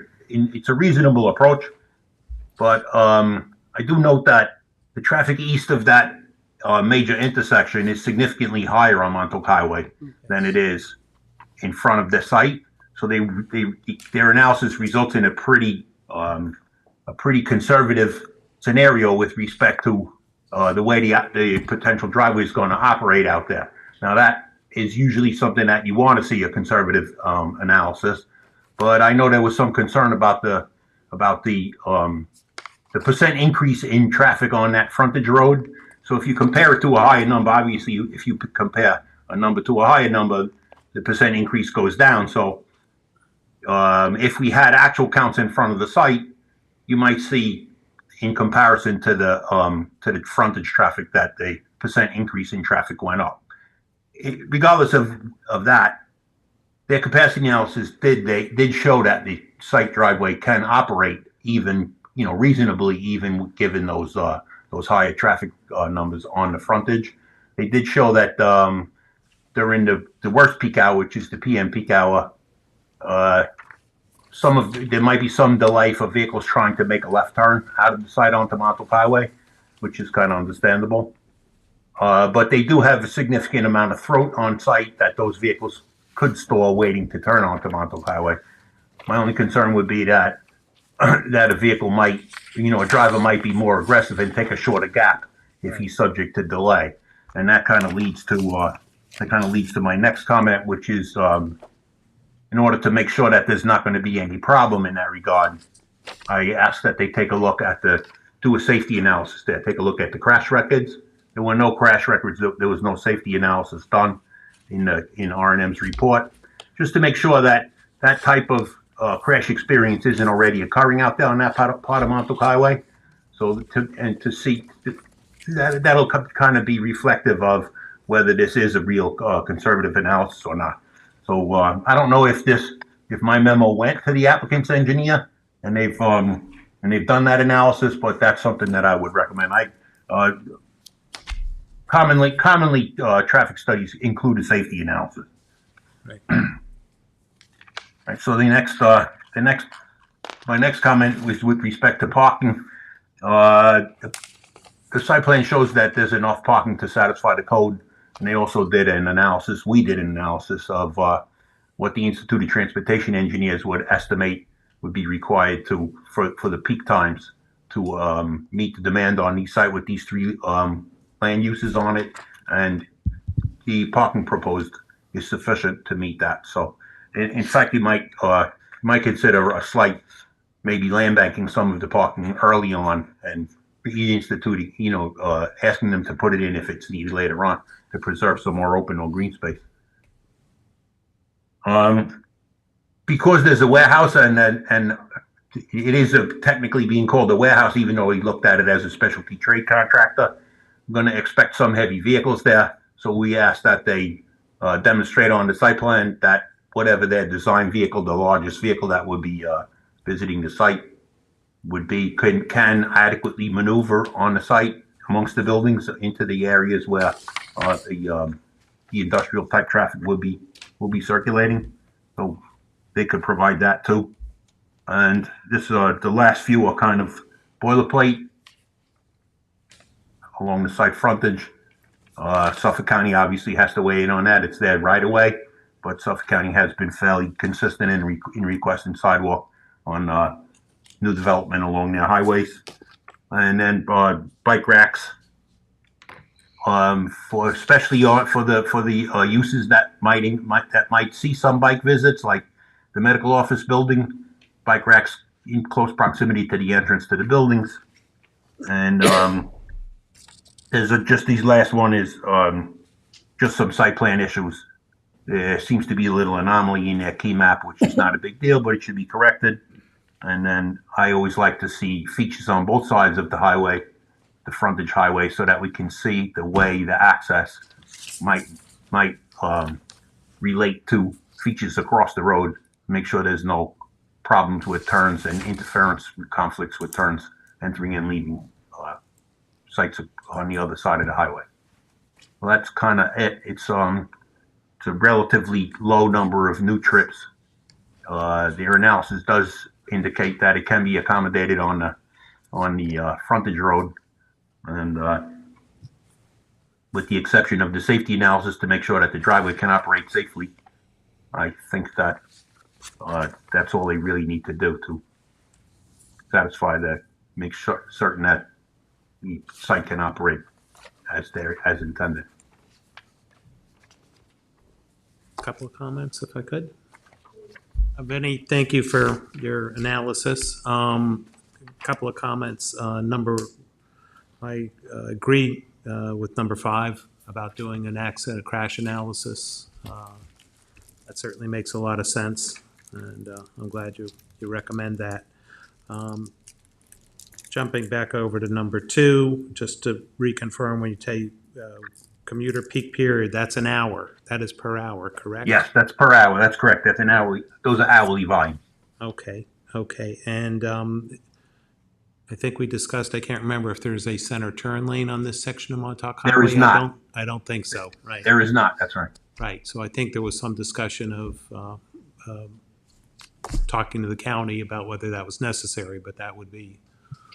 Yeah, it would be. I'm not sure what the available right of way is. And again, like you said, Tom, the county, and we said that the county has jurisdiction if they think the turn lane is needed. Their capacity analysis shows that, it can operate without undue delay, but, a left turn lane is always a nice thing to have if the right of way exists. If it doesn't exist, maybe the county could ask for a dedication along there for a future improvement. At least then it could go in without any kind of condemnation should the county ever come through and want to put it in themselves. But again, that's a Suffolk County DPW call. And I think the discussions we had previously that I don't think you were in on were the issue of left turns in and left turns out. And I think the point about people getting a little frustrated and maybe jumping out there is, again, I think a good point that you're making. Yeah, that's why, and typically, street, I would say that you should prohibit the left turns out and let the site take access to the side street, for good access management. But it doesn't. So what you'll wind up with is people making the right turn out and making a U-turn somewhere where it's possible or where it's. Or making a left further down and circling around then through some of the side streets to get back up onto Montauk Highway. So if it were an obvious spot where we could prohibit the left turns out in particular, I would have recommended it. But in this case, I don't. I think this is the best of the what you can do. Right. And the last point, and I think we discussed it with Dave and his traffic engineer when they were here, the classifications, warehouse, whatever, light industrial, commercial, that's a little bit of an academic exercise because they're not sure who they're going to rent to, right? Right.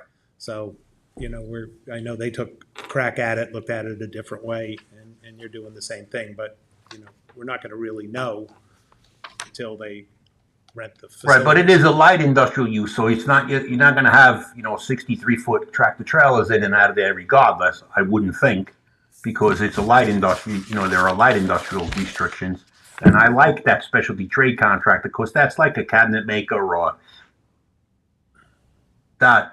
And that's the type of thing you see go into these light industrial developments. Although a lot of them allow breweries now. and some of those uses are going to be somewhat smaller vehicles. Yeah, they're smaller vehicles, pickups, and van, the cargo van type stuff, right? Yep. And that's why we asked them for a design vehicle and show us that their design vehicle can circulate adequately on the site. So you cover all your bases. Okay. So you mentioned the identifying properties across the road. If there's any conflict in terms of driving out, did you look at that, Vinnie? Can we zoom in?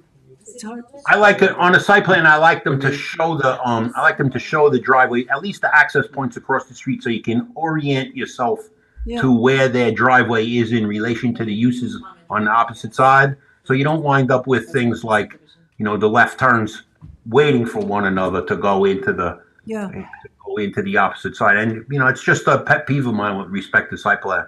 I tend to repeat the comment over and over. In this case, I had an engineer and It's hard to you know, tell and what's do- across the street, is it? Right. It is a common driveway for a There's subdivision. like 4 residential houses there. Four or something. residential houses. Right. Yeah, so do you, So that's actually where you have the curb cut is lines up pretty nicely with that. But maybe Right. showing that might be good. That's what he's Yes, saying. that's what You he's actually saying. Yeah, show- that's show exactly the my point. expanded Is to service show on the it, other side right? of the road as well.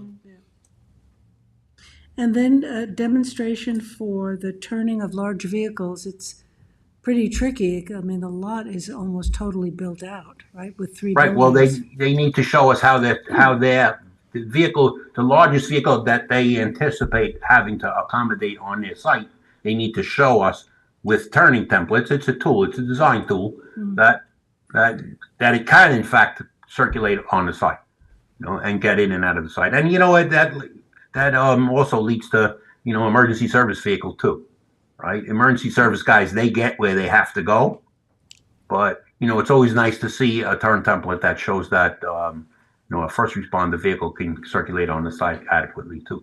Good point. And R&M does it. They've done it. They do it all the time. They know what I'm talking about. Okay, so we have some things to do, right? Safety analysis, demonstration, turning lanes. If I could. Yes, David. We've got a response from R&M, and I think To this? to this, yeah. Yeah. What I think we need to remember is where we are in the process, right? You're considering seeker right now. You were poised to issue a neg deck. Some questions came up about traffic. You had some questions. You hired LKMA. I don't think there's any dispute from our traffic engineer about the comments. I think LKMA says the same thing that R&M said. We did a conservative analysis at the most intense use with the most intense traffic, so that we were looking at the worst case scenario. So with respect to the traffic issues, I think we agree and answered those, except for the safety analysis, which a FOIL was sent in. We haven't gotten it back yet. But the other site plan comments, I think those are a little soon, right? I mean, we'll come back during the site plan process, and we'll certainly take these comments into account when we put our site plan together. But we need the seeker done, we need to go to the zoning board, and then come back for site plan. So I just ask that, you know, if you can put us on for another date when we get the safety analysis, and I'll be able to get that to you. But I think that's really the only thing that stops you today from making a secret determination. Once we get that safety analysis done, I think you can make that determination. We can go to the zoning board, and then the site plan issues we will deal with in the site plan application that you eventually get. We'll have all that information. But I don't think that's necessary today to do the secret determination. The one thing I would say about, you said you're filing for FOIL data, or foiling for crash data. I guess that would be for the town police? I think, Because Keith said, I think, or you can go to the state, which I think is generally the standard procedure for this kind of study, right, Vinny? Would be the Yeah, state data. that's what the he state looked has for. the state has a relatively new system now, and it's Okay. much faster than it used to be. Yeah. So you should get it relatively quickly. Okay. Keane's response was accident data has been foiled from New York State Department of Transportation for the latest 3 years of accident data along the 290-foot site frontage along Montauk Highway. Great. But when they get it, they'll analyze Just it. wanted to confirm it was the Well, state. let me just make a comment on that about the 290 foot. The idea of the crash analysis is to make certain that we're not seeing left turn or right angle crashes along that stretch of Montauk Highway due to people forcing themselves into the stream of traffic. Right. So if you do it across the 290 feet, I don't know what's going on along those 290 feet. I'm pretty sure there's not a ton of traffic going in and out of there. So you got to take a look at it, you know, the stretch along there to see that leaving Montauk Highway that they're not, there's not a bad crash experience in that regard. You know what I mean? So it's easy to do it along. A little bit more than 290. More than You two. need Stretch it out, yeah. Do it. Make sure you're yeah. getting the commercial sites or whatever it Yeah, might be. the right, rest. exactly. See if there's a right angle or left turn crash problem because people are frustrated and they're forcing themselves into the stream of traffic. Because we don't have real-time traffic counts, they used interpreted traffic counts from east of there. You know, if we had traffic counts actually performed at that location, the numbers would likely have been lower. The capacity analysis would likely show less delay, but since they did it this way, let's make sure. That's my point. The property immediately next door is related and it's developed the same way, so we'll just include that. I think that's probably representative of what's happening along to the one immediately to the west. Right, And okay. east, right? Again, unless you have some traffic going in and out of there, Claire, that little we're not going to have Well, representative. I mean, if 10 cars a day go in and out of there and there's no crashes, you say, okay, there's no crashes because at a spot where 10 cars a day go in and out. But we're trying to get a sense for a type of crash. You know, that's what we're trying to get. Sort of a a type of cumulative impact. We wouldn't ask you to mitigate it. We just want to make sure that type of crash is not prevalent there, and then you're going to be putting this driveway in there. Like I said, if we had real-time traffic counts at the driveway, maybe they would have shown less of delay for vehicles leaving the driveway, and you say, you know what, not likely that they're going to be forced themselves into a shorter gap than safe, but we don't have that, so that's why out of an abundance of caution, I asked for the crash analysis. And look, a crash analysis is it's a standard part of a traffic impact study. Right. Claire, is So, I'm sorry, what was the distance then? You're recommending then? More than the At the map, 290? I'll shoot you an email and give you something reasonable. But I mean, R&M can do it. They do this type of thing all the time. They Some distance away. Catch the commercial properties. just catch it, you know, there's a reasonable amount of traffic entering and leaving the highway. A couple of the intersections, east and west, whatever. I mean, I wouldn't go out to the commercial driveways east of there because it's very busy there, but you might take a look. You want to see stop sign controlled locations or no traffic control locations like driveways. Are there right angle or left turn crashes taking place along there that might be attributed to people, you know, frustration on the part of drivers taking short gaps? Just take a look. It's not, in my opinion, you're not going to find a big crash experience as a result of this. But again, we don't have the real-time data, so we got to make sure. Claire, the property across the street, is that residentially zoned? Yes. Yes. And right across is light industrial, Well, it's, all right, HB, highway business. highway business. That whole stretch. Okay, so do you agree with David's analysis, that just to track the safety and everything else can be dealt with the site plan? Yeah, but we haven't read any response to them. I mean, I you mean, want us to do- it basically agrees and then Yeah. says the last 5 or 6 comments are site plan comments. Do you think that you would want to see the turning radius too?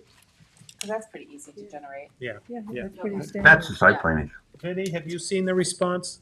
No, he has that. No. Okay. It's not been submitted. I No. think if, once you get a chance to look at it, if you think it's all reasonable, then Okay, proceed send with it the crash over. analysis, proceed with the turning. Yeah, I mean, I agree. Most of the stuff is site plan stuff. It has nothing to do with sequel. But I think the idea that when you speak from impact, the impact due to the action is increasing traffic because you changed because the density and to commensurate potential safety implications. Okay. Good, so I'll get that to you then. And then if there's any other issues, obviously let me know, but we'll then wait for, unless you hear from us, otherwise, we'll get your traffic safety information, right? Right. Number Crash. 5, and then the turning radius, which I think you can do pretty easy. They would get that easy and just wait on the state. Okay, perfect. Anything else? That's good. Thank you. Thanks, Ben. Thank you, and thanks for promoting me. Now, off to the dentist. Thanks, Vinny. Claire, you're North Sea Park, SYS? That's actually an extension, if you want to do that very quickly. Sure. For 2 weeks until the July 10th meeting. Motion. Motion by Dennis, second by George, all in favor? Aye. Opposed, abstention, 6 in favor, 1 absent. Is this the antenna? No. Yeah, that's the intent. Okay, well, I thought maybe we could talk about it because Janice had some interesting alternative locations there. I think that's what they're looking into. Yeah, okay. Alternative locations. So, get you a plan so you can look at that for the next time. Great. Okay. Do you want to bounce back into the agenda? I'm not quite sure where you were at. Watermill Building Supply. Oh, yeah, we could do that very quickly too. Yeah. It's here. Yeah, hi. Hi, how are you? They have submitted a, Have your name for the record. Yes, Robert Fischetti from Fischetti for the applicant. they submitted a final application for the subdivision, but then meantime, they're before the ZBA, right? So they had to get approval from the ZBA to On that facilitate the subdivision. subdivision and the size of the buildings, right? Issues. So there's 2 actions. One, will deem the final application incomplete. You need the health department, you need the ZBA to do that. The second one would be the ZBA has coordinated with us. Are you for lead agency? And Yeah. I think you'd want lead agency in this case. So that would be Yes, the yeah. actions in front of you. Okay. Is that the same one? It's just one resolution. Yeah. I put it in one resolution. We could do it 2 if you'd like. No, just. Yeah, either way, we can split it up. Okay. So one, we're deeming it complete, incomplete. Okay, let's separate it. Motion to deem it incomplete by George, second by Dennis, all in favor. Aye. Opposed, abstention, 6 in favor, 1 absent. And the second one, You would request lead agency. lead agency.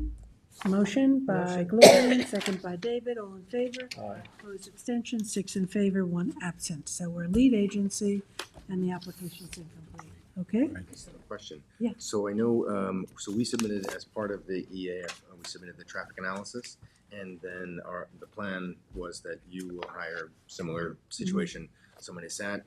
When do you take action to hire the consultant? Only when we can accept lead agency because, someone else could.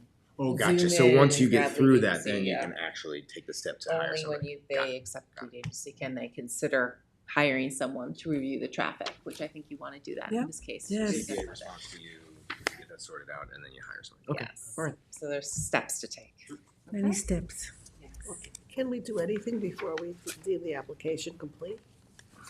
Oh, yes. You mean do secret before the application's complete? Or essentially? hire a consultant? Yes. We can do that. Absolutely. Okay. It's part of, secret allows it, and then also the town code allows it, so. Okay. It seems like you need one before the other, but. We paid our fee and put in our application, so that's why. Yeah, and we want to see that. We want to see, it's ZBA is looking at their thing, we're looking at our thing, and we want to make sure it's all together, because you're doing secret for every person, every entity. Yeah, no, that I realize. Yeah.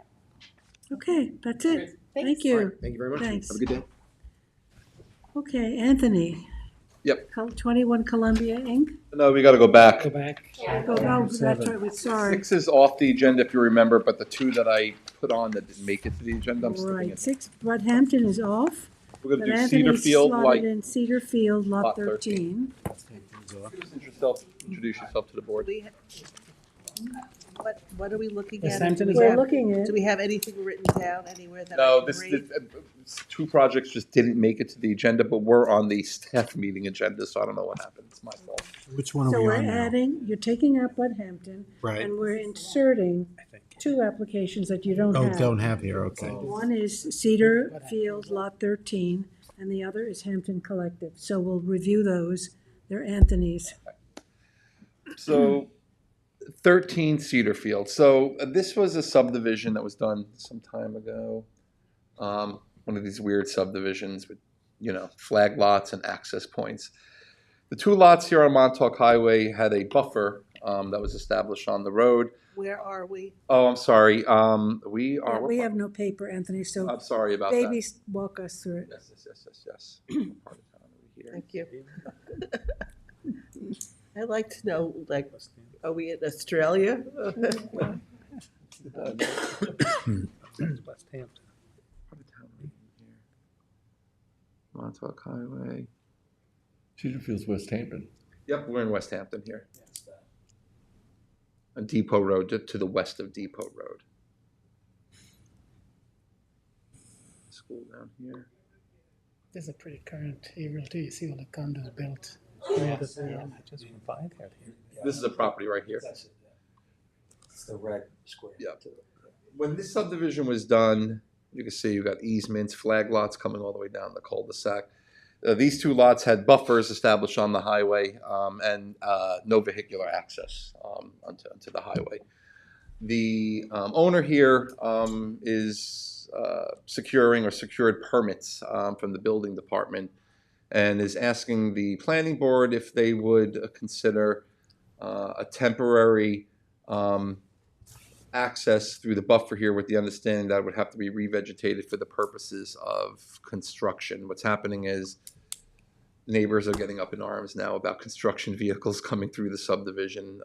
It's not the greatest location to come all the way down here from a cul-de-sac and hurl trucks down here, make this a turn, and then Is come that to the just property. a shared driveway? Yeah. That's Depot Road, right? Yeah. So the train station's up at the end. Yeah. Right. That's correct. Well, So basically, and what's your name again? I'm sorry. Peter Ballard.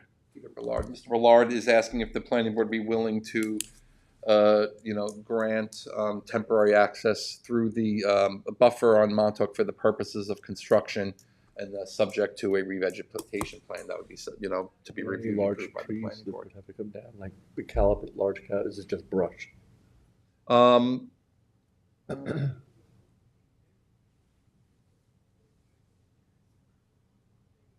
There's some pretty substantial. some pretty big trees in there. Yeah,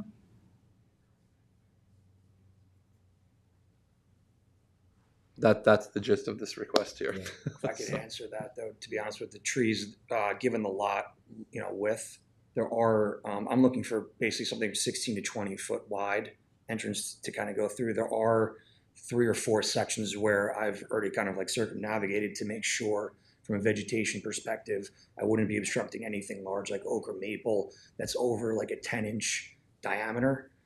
So I can do that quite easily off of that.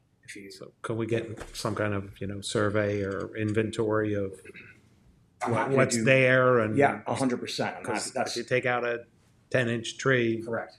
I would think we would want a 10-inch tree, Correct. Back in. Correct. Yes. Unless you put a 10-inch tree back, which is going to be very expensive. Yeah, no, I understand. That was part of me looking at it, from the perimeter and trying to find, that 16 to 20 foot area that I could make the entrance. But however you'd like me to document it, whether it's video and picture, also list, I'm happy to do that. I could bring in an arborist that I work with as well. If you want that as well, I'm happy to do anything from that perspective. And then the rejuvenation or replanting it, I am 100% on board from size and perspective of, eye to eye and matching. So that's what I'll do for this board then. If the board's willing to consider it, I'll have them map it out with me. I'll work with them so we know exactly where it's going to go, and then I'll bring it back to this Do the board. least You amount could of show it on a damage. plan, and then maybe even flag it in the, the limits in the field, so that either you or Teresa or somebody can take a look at it. No, we'll do that. I'll work with them. I go one step beyond. Okay. Whatever gets taken out, an estimate on the cost of what's going to go in, and we take a maintenance bond on it, You'd have to. because. In this case, yeah, we probably would. yeah. It is a covenanted buffer. We Yeah. could do that. The other thing you'd want to see is how you're going to stabilize that construction shoulder. They use the wrap, the stones. Yeah. Yeah, it just shows. Yeah. Pick that somehow. So. Like a heavy gravel. Yeah, they use that. They use the biggest town spec. Yeah, right? there's a spec. Yeah, the engineer has a spec usually that you put on the plan to show what the They construction. put RCA The down. mud's still running. And if you have an arborist that, obviously But they're we should certified really be and everything. specific about it, Yeah. Anthony. I could do that. Okay. And I'll make sure it's written up. I just wanted to get them before Yeah. the board to make sure before he We're goes okay through the expense. Yeah. Is the access onto, what's the road the access is looking for, on Montauk Highway? Montauk Highway, yeah. Highway. And so do we need any kind of county approval to get to create a? Not if it's No. temporary. Temporary Not for a curb cut. temporary construction, you know. Permit you would, but not temporary. You know, when, you know, having been out there, you know, to this here, this is a sort of a terrible way to come down to get vehicles in. So, but I'll map it out with the owner, and I'll come back to the board. Board Good. seems to be okay with it. And your arborist will be able to give you an estimate. Oh, yes. Okay. You the owner? Sorry, sir? Are you the owner or the agent? I'm the owner. Owner. Peter Ballard? Ballard's Bellard. Ballard, yes. Thank you. Thank you. Okay. Appreciate your time. Good. Thanks for coming in. Thank you very much. All right, Anthony, want to move into Hampton Collective? Ask permission instead of taking for the address. Oh, that's good. Ask permission instead of. Yes, isn't that nice? Yeah. It's a nice change. We wish everybody was. So, I gotta find the address.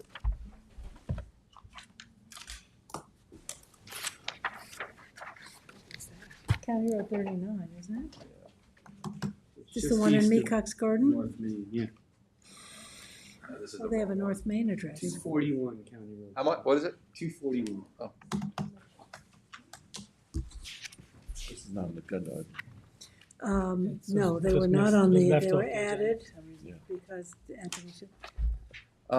So we This is the one that we just talked about. just had a public hearing. Yes. Right. We had a public The hearing. people from Newberry Lane Road, whatever. From behind, yeah. Yeah. As you see, when you get a lot of these hearings, sometimes we get neighbors that come out, have questions about things, and raise questions about other problems in the area. So, so we know that there's parking going on here from the adjacent property, and their plan indicate, you know, does show fencing, some gates, something to try to prevent this from happening. The issue is the other property, not this property. I already know. And they did not want cross-access. They, Yeah, but when we get to the report and everything, we could have a detailed discussion about that. exactly. Right now, Dave is here. One of the parts of this is his cannabis application, and we just had the public hearing on, as you know, is the storage building. What Dave is looking for is to move forward with a permit, at least to be able to submit a demolition and building permit for the construction of the new storage building, which is replacing this building here. I know Jackie had a question for me Yeah, about. I'm not quite sure of the exact New York State regs. Is this storage for for cannabis materials? It's proposed. Yeah. Right, it's And contingent upon your approval, the site plan I ultimately. don't know what the New York State regs are, that cannabis needs to be in the main area where it's sold and stored. There's some warehousing regs. So we'd have to really look at that. Well, I think you're referring to a certain rule, and we have the lawyers that drafted that law are part of the ownership group. They were here at the public hearing.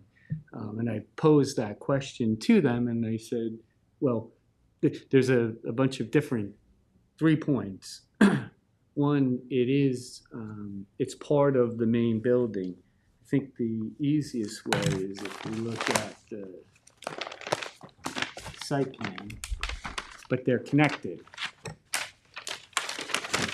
So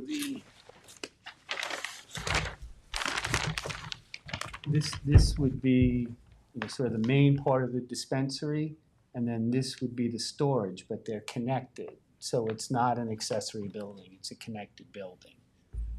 But you want to tear that down and build a new wing With the connection. with the connection? It's connected at the moment? It's connected at the moment. You know, I should take a step back. There are 3 entities involved in this property, right? There's the landlord, the ultimate owner. There is the current tenant, which is a furniture company called Merit. And they have leased the whole property. And then there's the proposed dispensary, the third entity. And the landlord made a building permit application to rehab that building. Ultimately, and I'll show you some pictures of it, they decided to tear it down because it wasn't worth keeping. Right? That building, meaning the storage building or This storage building, which is currently, or on some of the prior surveys, called a greenhouse, right? But it's a storage building to the Merit furniture operation, right? It's proposed to become part of the dispensary operation, but it is connected and it'll remain connected. So the property owner made the building permit application. You remember at the same time, the tenant made an application asking you to bless a prior site plan at the same time that we were coming in and we had our pre-submission conference. So they've gotten together. The site plan now includes the improvements that were contemplated by the tenant.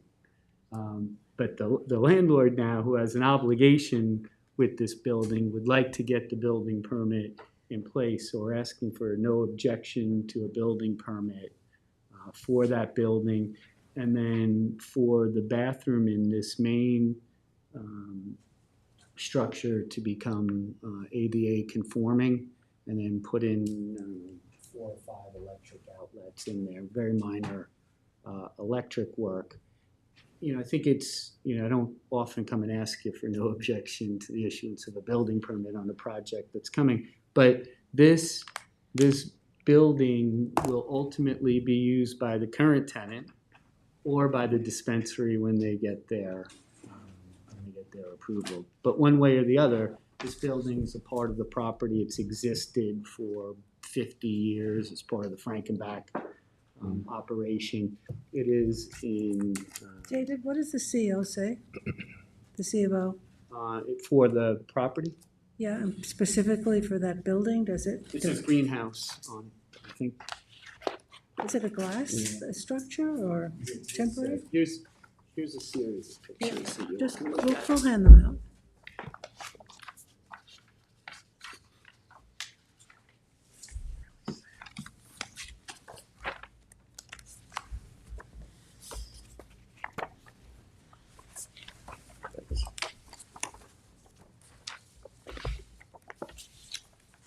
The first photo shows, well, it shows this here. I'm looking from in between the two buildings to where the connection is. Yeah.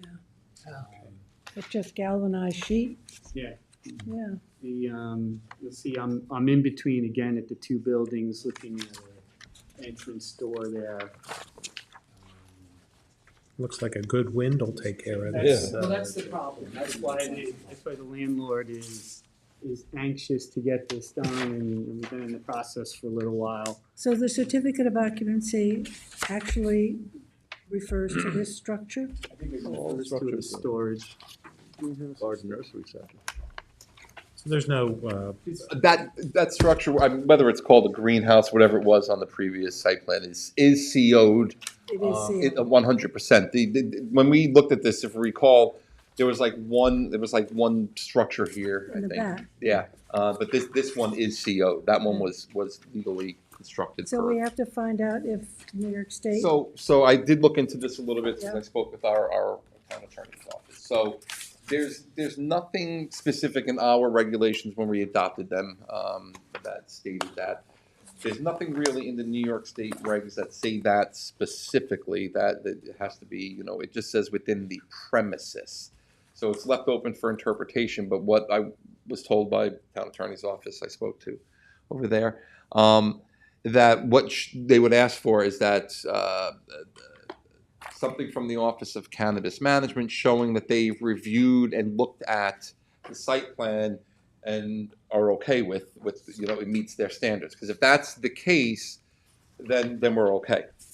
Then there's no question about it. Yeah. I just handed you the license that the cannabis dispensary was issued, and part of that application included the site plan. So they have approved the plan as it was submitted. Right. Only reason I mention that is because in another instance we had, the warehousing of product had to be under lock and key and same structure, so Yeah, there's that's why I bring it up. Yeah, severe security measures. Yes. Does the site plan that was approved by Cannabis Management label that as storage? Yes. Yeah, the site plan that we got does show it as storage as There's well. no septic or running water or anything that's gonna have to, No, it's just a straight storage. So, Okay. so what we're looking for is no objection to a building permit. We have to go through the building permit process, ARB, and all of the other things, but the building department will not take an application. Well, active site plan, yeah. So who's making the application, David? The owner? The landlord. The landlord? Right. And you're representing him as well? I've got all three of them. Yeah, we got the authorization. Got all of them? Yeah. And This turned out to be more efficient. Herding cats. cabinet furniture maker is staying, or that he's Yes. leaving? Yes, so he will be, if this works, primarily here, that's his garage, and then these two storage units back here are his. So the dispensary is here, and then here, and then the furniture has storage in here as well. So that building's cut off, so sort of backwards L. And we can have two uses here? Yes, you can have more. Okay, Yeah, one use per 20,000 square feet, and we're somewhere well over 2 acres. okay, just, Always the first thing I like to look at is the number. of well, uses. I'm just asking because I haven't heard. 330-30. No, And the size yeah, of it? unfortunately, I The size of the building? The What does green, it say, 1,009 Addition. square feet? And I guess one of the things that I thought might be compelling to you on this is if we look at your old approval in 2008, what's proposed is exactly inch for inch the same. So it's a replacement in kind. It's really. gonna be a tin shed? No. Well, Gotta be I careful what I took say. you literally. This is what the plan that was submitted to the building department. It shows the building. It's no higher, no larger, but it's a substantial building because if it's part of the dispensary. has to look like it's gotta that be architecture. secure. Yeah. But it's gonna look exactly the same. It's barely visible, the current one from the street. You really can't see it. And, you know, one of the. Staples back. One of the complaints from the tenant is the conduct of the nightclub next door and people coming over. So the need for a more secure building, one way or the other, is necessary here. And if you've seen the pictures, this other building is falling down. Yeah. So he before this process started, trying to get a building. Are there elevations in here? Lots of specs and no pictures. In the back? Let's see, so what is that material? It's a metal building, if I remember. It's It's a metal building? Yeah, I mean, as you can see, well, you could see right here, I'll give you, you could see, actually, No you visibility. clearly can't see, actually, the building from the road. Nothing from the road. You can see right here, Dennis. It's gotta go to ARB anyway. Yeah, we're gonna send it to ARB, so it is subject to. We gotta go through the whole process. It's just Right. we're hung up. I'm gonna be honest with you. I don't actually, if they're listening to this, have any issues with even getting the demo and the building permit. We've already had the hearing, we closed the hearing. By the time they get their building permit in and their demo, I mean, we'll probably be done with this process anyway. So we're close at Give this you point. these so. back. They just wanna get the ball- Okay, they he wanna wants to take get their the building Yeah, taken they wanted to down. start the They won't process. take the application, right? And it's, Okay, so they're there's gonna, a wait. so they demo it, how are they taking it out? I mean, I'm interested now because we're having issues of demolition trucks and it's right on 20. But there's plenty of room to stage, right? If you So it'll come down come and, in here, right, there's plenty of. They've got two There's plenty of major room to curb come cuts. in back here, right through here. These are all at grade sort of paver patios that Pops Gordon's use. Mhm. So I think it's an easy access and they'll come in from behind and take care of it. It's got shingle roof, which is definitely better than what's there, and, yeah. What do you mean, that burlap sack? So it looks like.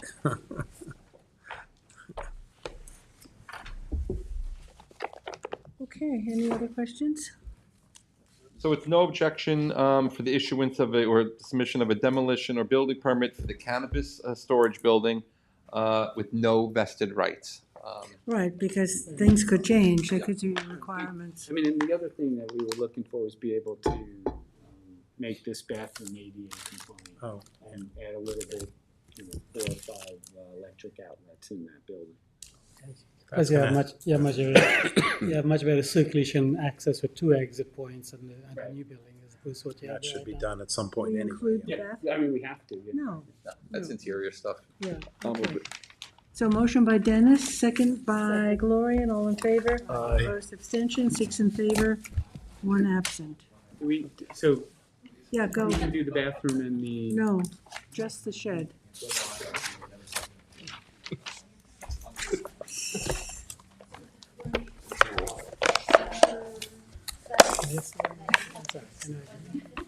Claire? Oh, Anthony, you're the West Hampton Activity Center. Because now they have 2 meetings. 192. Yeah, we'll do, he took a break. Anthony, you want to do, Claire, you want to do 192? 192 West Montauk Highway. It's number 8. Wait for the It is next to hurricane. review the signs associated with the 7-Eleven, which is 192 West Montauk Highway. Had done a site plan approved back in 2019. It's been extended, and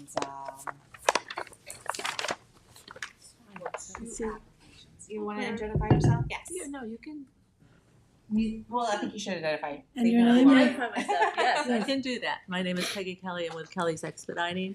My offices are at 2150 Smithtown Avenue, Suite 5 in Ronkonkoma, New York. Thank you. Building out cross access. Yes, we have the cross access. There's 2 signs we're talking about. One is the identification sign, and the other one.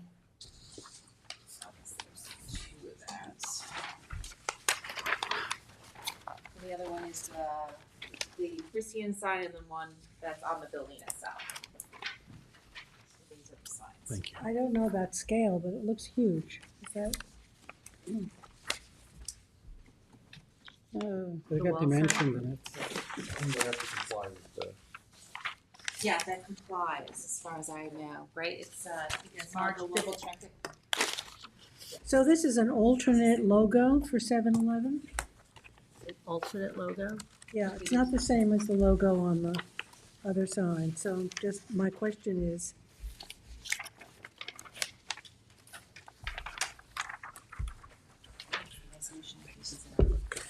The wall signs don't have the background on behind them.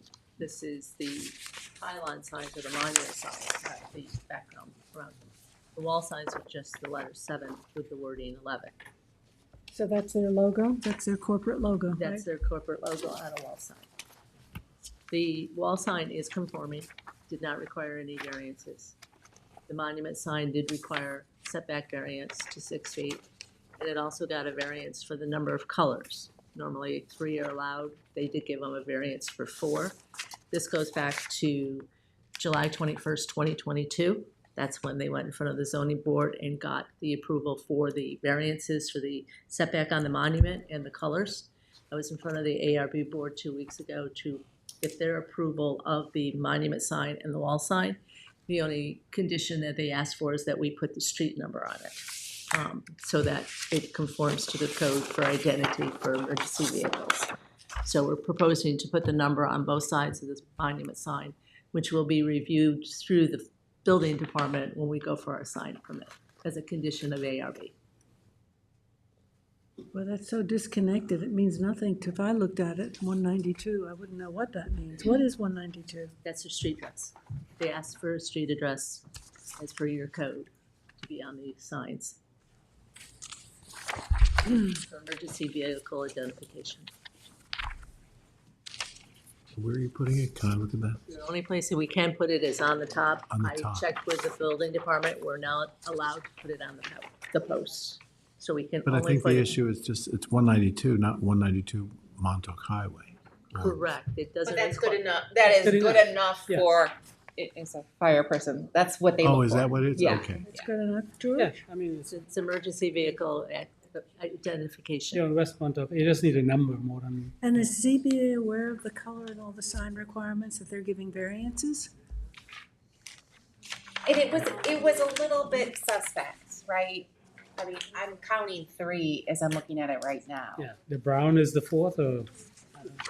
Unfortunately, I did not handle that application back in 2022, and I could never get so as Claire is saying, the interpretation of our variance is that the fourth sign is the brown, which is the post in the background. Right. I can show you the variance as it was granted if you. I was gonna say, I was counting 3, and then I said, well, it could only be the brown and the backboard, right, which, White, I don't think they're white. yeah. Red, they're green. Yeah, it's red, green, and white, and I don't, Then I the mean, bronze. I wouldn't even count that. But that's what they did count, and then they gave us the 4 colors. And then the setback, which in normal circumstances, you did not support. You had a comments on this, and you We did not did. support it. You did not support the setback, because it's a brand new site. They have no problem Setting putting it 20 feet from the property. Yeah, so why? They granted it.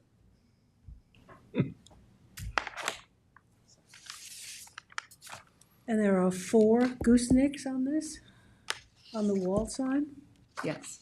It's comply size-wise, it looks enormous.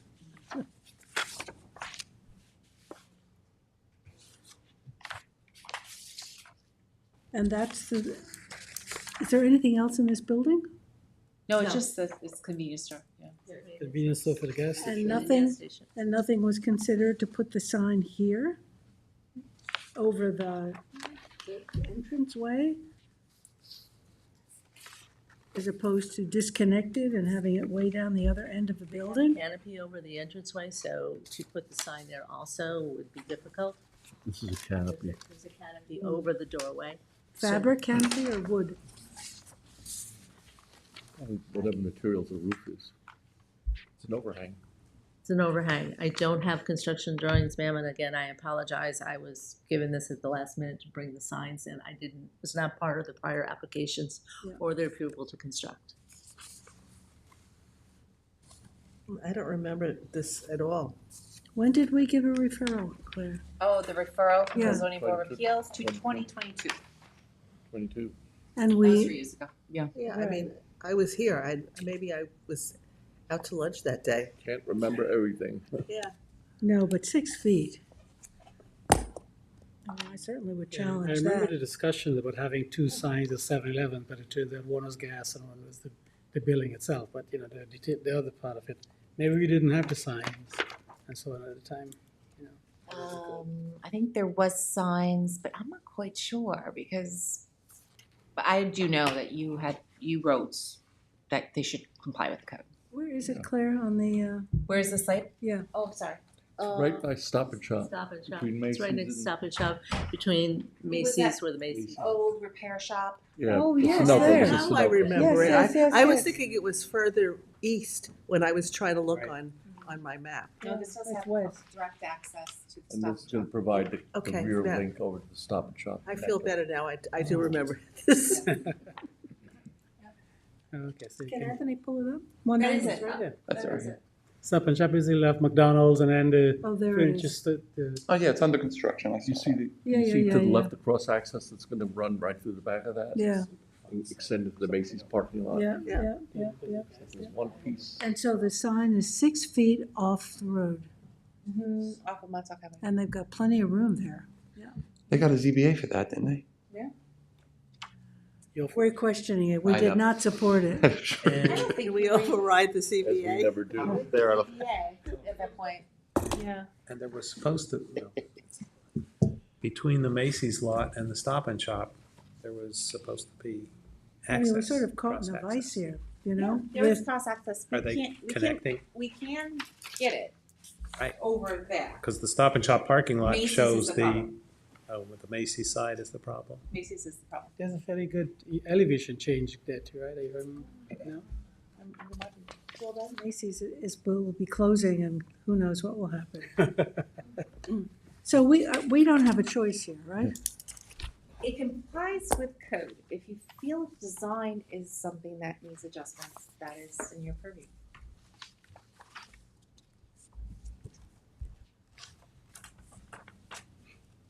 I'm looking at two different logos here, so I don't know.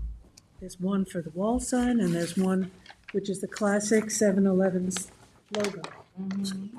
This is not what's on the building. It's a huge 7-Eleven sign. But the sign on the building is 30 inches, it's 7, so it's less than 3 feet.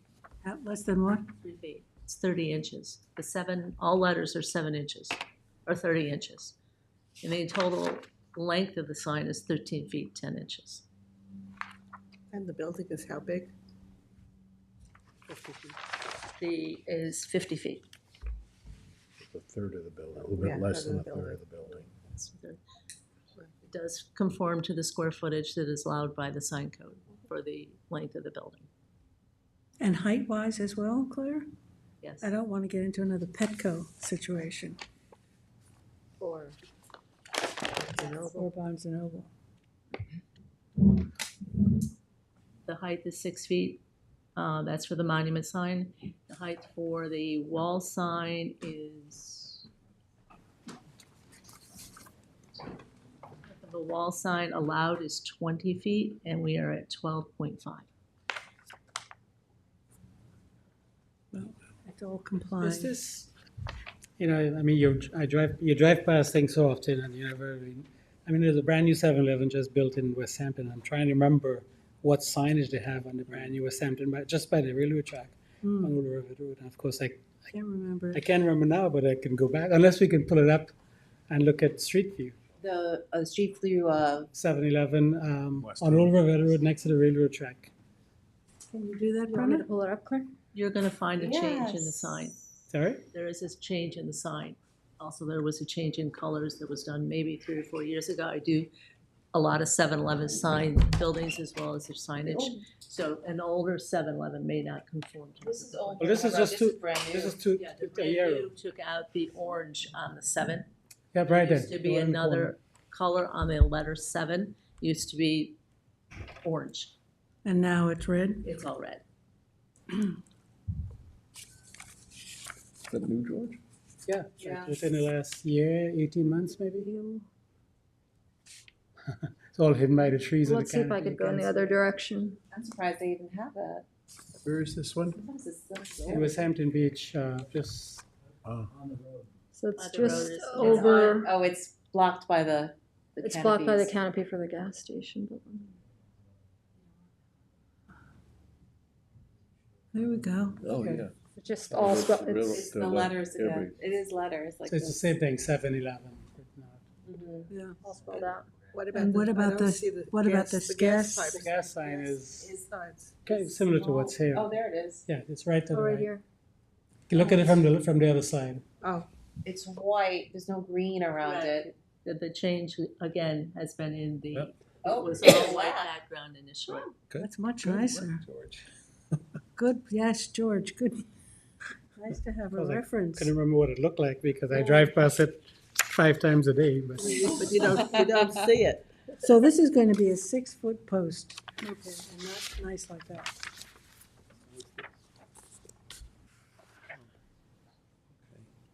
I wonder how far in that is. It's clear, right? Yeah. Can we change the,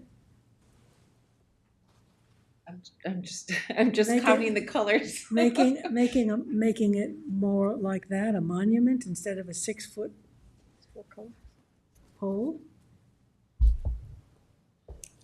I think yes, you could. That's quite nice, a nice look. Zoom back in.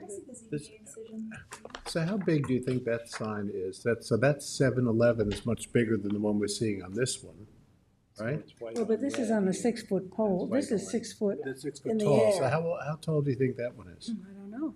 The sign itself is probably about 4 feet. That's the typical background for the gas station pricing sign, and your base is probably 2 to 3 feet. So it's an So, overall. and again, they would have had to meet the code, which I believe is 6 feet. Your code for a monument sign and heights. But if they're only 6 feet in, this looks a lot better than one of these 6-foot pole signs.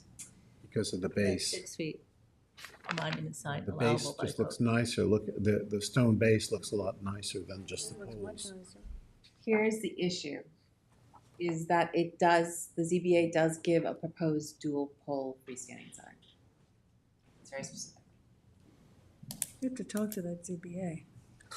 I think they're different people Unless there the now. applicant is willing to do a monument sign, it would be very hard pressed to Right. force them to do it. Do you think your applicant would?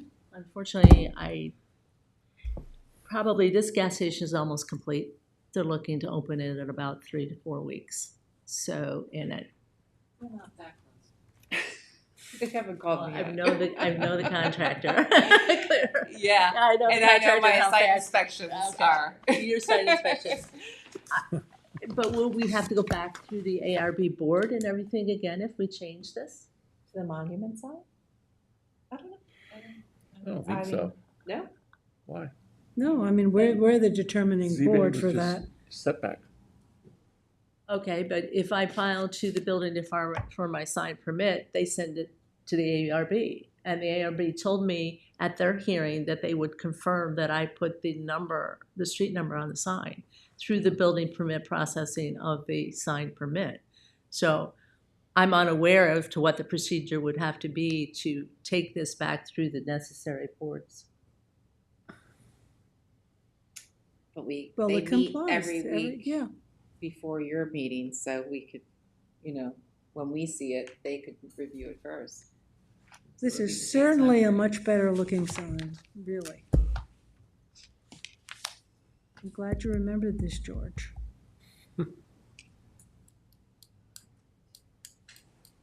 And is this their new plan, the 7-Eleven, to use these monument with stone bases? Because this is brand new. Correct, on their location and what the town requires as far as a sign design. All right, this, just like every other town, would have gone through a procedure and the review through planning and architectural and everything. You happen to have an architectural review board here, and we did present it to them, so. Right, but we can override the ARB as a We board. gave the referral to the ARB. They're a referral. They're a referral to the planning. Is that kind of? We really need you to go back and see if they'll do the monument sign. That would be. Is this West Hampton Beach, George? Yeah. it's the So I village. don't know, the It's the village, I don't village, know yeah. what their code But is that it's a little bit unusual for the West Ham, for the ARB to actually say, double posted sign No, versus? The ARB didn't do that. Oh. The ZBA, because I'm that's. sorry, what the ARB, They, the ZBA, because normally Yeah. you go to them for setback, not for, but they like to describe things because they don't want you to then go for something that's non-desirable, right? Like, I'm gonna make so it they up, would have something, gone, we would have known what the sign was gonna look like when they went to the ZBA. Yes, They might- well, yes, and you said they should comply. They might be seeing the visibility of traffic underneath, they look underneath the sign, I don't know. They're just very specific, just Yeah, like, to anything, you I think if can't they change. switch to a monument style, that might affect the setbacks. Oh, you mean a 6-foot setback? Yeah. No, I don't think so. I mean, but that's, if their description was that they wanted to be more visible, they have the 6-foot setback already. Yeah. The monument's gonna be very visible. Mm-hmm. And there's nothing on the Hampton Bays site, 924, where, say, if you switch to a monument, that you're not gonna, it's gonna be hidden. I think that's pretty flat, there's no, Very open. it's very open. It's very open, yeah. Unfortunately, I didn't handle the application in front of the zoning board, nor the prior ARB or planning board approvals. This was the sign plan that was developed by key civil engineers that was presented to the boards. So this is what I have to go by. Engineers. Well, if you were to ask, who do you have to ask? It'll have to go to corporate. Corporate? It'll have to go to some You corporation. deal with them? I deal directly through the contractors, through the corporate representatives local, back to the 7-Eleven in Texas.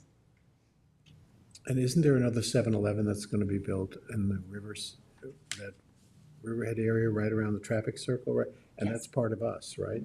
So if we want a monument here, that would kind of let set the stage that each of the ones in the area also get a monument, which would be nice for the town. I mean, it's just so much classier. And it looks more country. Yeah, that's great. I can only ask. Okay, let's ask. I mean, is everybody in agreement to ask? Yeah. Okay. And when I do ask, the question they're gonna ask me is what would be the procedure and the time frame. If you get that to us, we'll refer it to the ARB, which meets on Tuesday. Yeah. Because I can't get a sign drawing done. But by they mean, next ARB Tuesday. means every. Show them the Use picture. this, use this.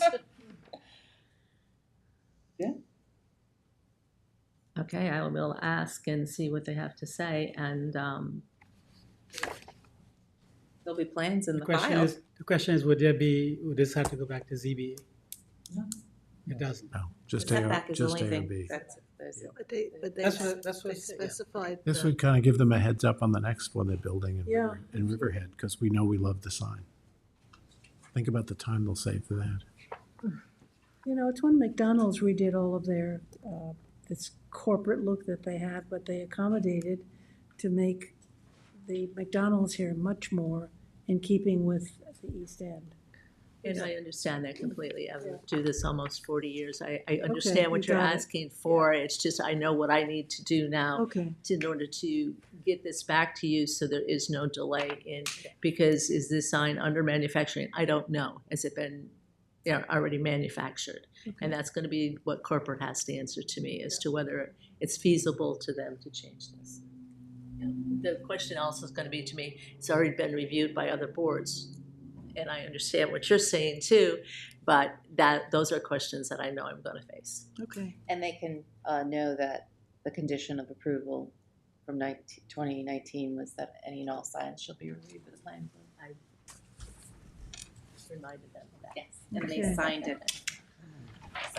Thank you, Peggy. Great, thank you. Sorry. Up to that. That's I just yours. printed it Yeah. out, yeah. The street that was good. Okay, thanks. We'll be in touch. We'll a cup of 7-Eleven coffee. Can't figure it out. Proposed monument signs here. Oh, he's not back. Anthony's not back. Yes, here's the store, right? No. Can't visualize this piece of land. Claire Chrysler Dodge, you got another sign? Look at the signs for this one. West, and this is to the east. This is between there and the. I have to look next time. Right. Different than the My name's It was Maria the from Matisse. blue to the black that made the difference. This is Chrysler Yeah. Dodge. The This is signs. right Yeah. next to the. And then, so this is an application, this is the application for the For the signs. sign. The ARB had asked for the signs to be more equal Yeah. on that side, Mhm. so, is this both? Those are all the ones for the two facades, and then this is the directional. So that's, There's only the one, the Jeep on the side? so there's Jeep in Southampton. Okay, Those are the two that are now matching in size. okay. And facing the road. That one doesn't face Oh, the this one. road. This one. And That then this faces one. the road. And then the there's the one on Chrysler- top. Those ones, yeah. Say again. So this is faces the road, Southampton. the Southampton Jeep. That faces County Road 39. Okay. And then the ones on top will face into the parking lot, which is a public right of way, and Okay. that's why it's allowed to do. That's Yeah. that faces the street. This one? Yeah. Oh, it's vice versa. This faces the street. So the size of the letters is all the same then, that's what. For Jeep and Southampton, they're both now 2 feet, and then Chrysler, Dodge, Jeep, and Ram are more or less the same size, as close as they could be with keeping the logos Mhm. legible. And where do I see those? Do you have them there? This is the same thing. This is You just. want to see it? So the question is, where is the Chrysler sign? It doesn't show on that drawing. Yeah. It's the line drawing that's like up here. It's just not rendered the same way Oh, as okay. these two elevations. It will be on the front of the building. Yeah, Yeah. but They're they're those rendered logos. on this side. Yeah. I got Yes, these ones it. It'll be over there. are in the front. Okay. There. So that's the. So And they then have you had, yeah. approved that, and then this is the freestanding sign right there. It's Jeep and the Rivian. Oh, with the good. directions on Yeah. it, so that's great. And the location for it is gonna be right here, so when you drive in, you'll be looking at it and we'll show you the direction. Yeah. Okay? Can I see that same thing? It doesn't show it in the right location there. Okay. It showed it 15 feet away, I pointed that out for her and she's now mounted it up on a plan. So But that's what's how will eastbound traffic know to turn there for Rivian? How will the eastbound traffic know that turn in there for Rivian? the eastbound traffic. If you're coming around. Yeah. Is it double-sided?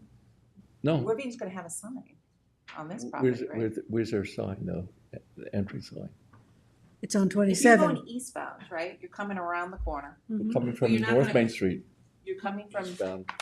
Heading South towards County Road 39. You are coming Heading from. toward the diner. Before you hit the- So you had, You're going eastbound, Yeah. right, Yeah. you're gonna, there's a sign here, yes. Where? I'm sorry. That's, so you could put it here, but it can't get the 20 feet, so they had to put it here. It'll say Rivian. It's saying Rivian, or It just says like you see Rivian, there, it says Jeep and Rivian. with the I arrows. thought that's internal. No, that's the That's the identification one on sign. the side of the road. Yes. Yes. Okay. and it'll be double-sided, like you can see it on the roads, No, right now it's just on the one side because it's for the people, you know, facing the street. who are going eastbound. Yeah. Because Rivian has their own sign directioning towards Jeep on from their property. And the easement is going across the front of the, well, the easement's not the front of the building, but it's going across the front and then down the side that way, so we wouldn't really need it on the other side.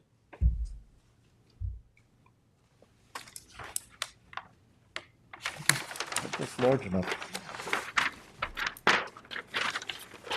It's sort of on a gray silver, Stainless steel. a stainless steel. Yeah. Nice. Yeah, so it's 4 feet tall and then 210 wide. Oh, it's visible. Yeah, it's pretty big. What it is, out of towners, they go for the blue dot. The blue dot's gonna be up by the intersection. Hmm. Let's say that again. People from out of the area, they follow the blue dot on their phone. Oh. The blue dot's gonna be, the blue dot's gonna be sitting on the They're intersection. gonna have and to they'll turn drive you around. along. Yeah. Turn around. In your driveway.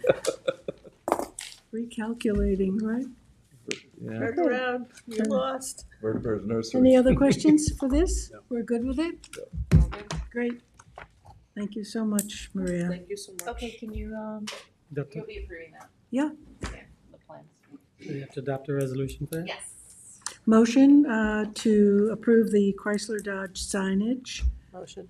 Motion by Gloria, second by David, all in favor? Aye. Opposed, abstention, 6 in favor, 1 absent. Thank you so much. Anthony, you're back. You want to do? West Hampton. West That's Hampton. Claire's, actually. Oh. Oh, It says I had Anthony. my name on there because she wasn't here last time I took care of it for her. Claire's project. Okay. Claire, What am I doing? West Hampton And Activity what am I Center. doing? That's a very I good think you're sign. working. No, because we still have to do, I think we were doing the Claire, secret. Claire, Yes. please take Bridgehampton Commons Target while you're here. Oh, He's been sure, sitting of here all course. day. Yes, I'll do West Hampton. I promise I'll remember when I'm supposed to be Okay. here. Activity center? Yeah. that sounds I thought So- it was off. Even just a secret, right? You said that this was gonna be off, Am I doing secret? I think it's just secret. because it's on twice. Yeah. Bridgehampton Commons Target. Madam Chair, Brian Kennedy for the applicant, 4 Kelly Digantarana. Thank you so much. You're welcome. Claire, I am deeming this complete. complete. ZBA Date of the decision. First of this month. It was, yes. Public hearing was the 15th. Well, right now we're doing, no, right now we're doing, We added two things. Christine, the agenda's quite messed up. We're actually all lost. Now we're doing 17, Bridgehampton Commons. This is to deem the application complete. I mean, I don't know if you need the resolution to do this, but the zoning board of appeals issued the decision to waive the 6 parking spaces on June 5th. And this would be to deem the application complete, and because there's been no public interest, waive the public hearing. 30-day written comment. 30-day written Yeah. comment period. I mean, maybe in this case, you might do 20, because I could, if we get comments back, there's only 2 referrals we have to do, town engineer who's seen it already, and fire marshal. So do you want to do 20 days? Yeah. And then. And you're ready to go. I mean, We you're, are ready. We have building permits in for the approvals that you granted as part of the expedited review. good. We are ready. You're ready to go. So when are you gonna open?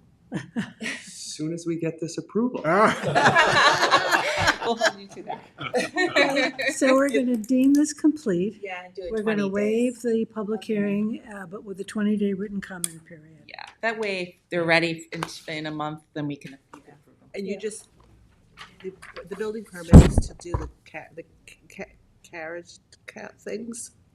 Exterior improvements, right, to the loading dock, to the. Okay, I thought we expedited some of that already. You did. You did. There's We some of already it's have been those done. building permits pending. Okay. We still needed to come back for the full site plan review, which this application is. Okay. Okay.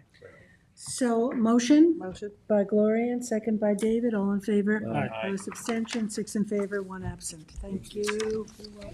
Thank you, Claire. You're welcome. West Hampton Activity Center? Yes. I'm gonna step away and then remember what I'm doing with West Hampton. Okay. That's number 16. And then we're gonna. Give you a break. Try to meet 7 and 8. Well, Anthony, let's do, 70 and 80. Anthony, you've got number, 21 Columbia, but we're gonna jump to 32 Lighthouse. How about number 10? Or is that off? You're just deeming 32, 18 is gonna be number, are we at number 10? We are at 10. You wanna do it? 70 and 80 Scuttle Hole Road for Secra. We've done 12, we've done 13, we've done 14. no, we haven't done 14. Watermill Building Supply, we have. I have 21 Columbia. Yeah, 14 is 21 Columbia, that's what I have.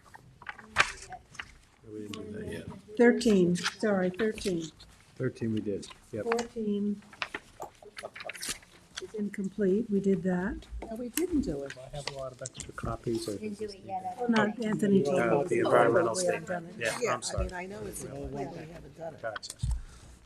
So this is number 10, old 10. It's for your own, for your. So these are the two structures that are being developed. They're adjacent to one another. One is for office use with the workforce housing above, 1 unit above, and then the triangle. That's a triangle. School. The educational service, the school, 2 workforce housing units above. Lauren is here from Nelson and Pope. What we're looking at SECRA today, I have a draft in front of me for the part 2 and 3, and the resolution for negative declaration. The impacts that I've noted in part 2 are noted so far until we discuss it as no or small impact. I have the narrative that goes with all of that. It's I think it's the one that page with has the tab. It's the one that has draft written all over it. If you want to Yep. just go into all the impacts and discuss them. Okay. No. So Can you identify yourself for the record, please? And Brant Reiner from Nelson Pope and Voorhees here on behalf of the applicant.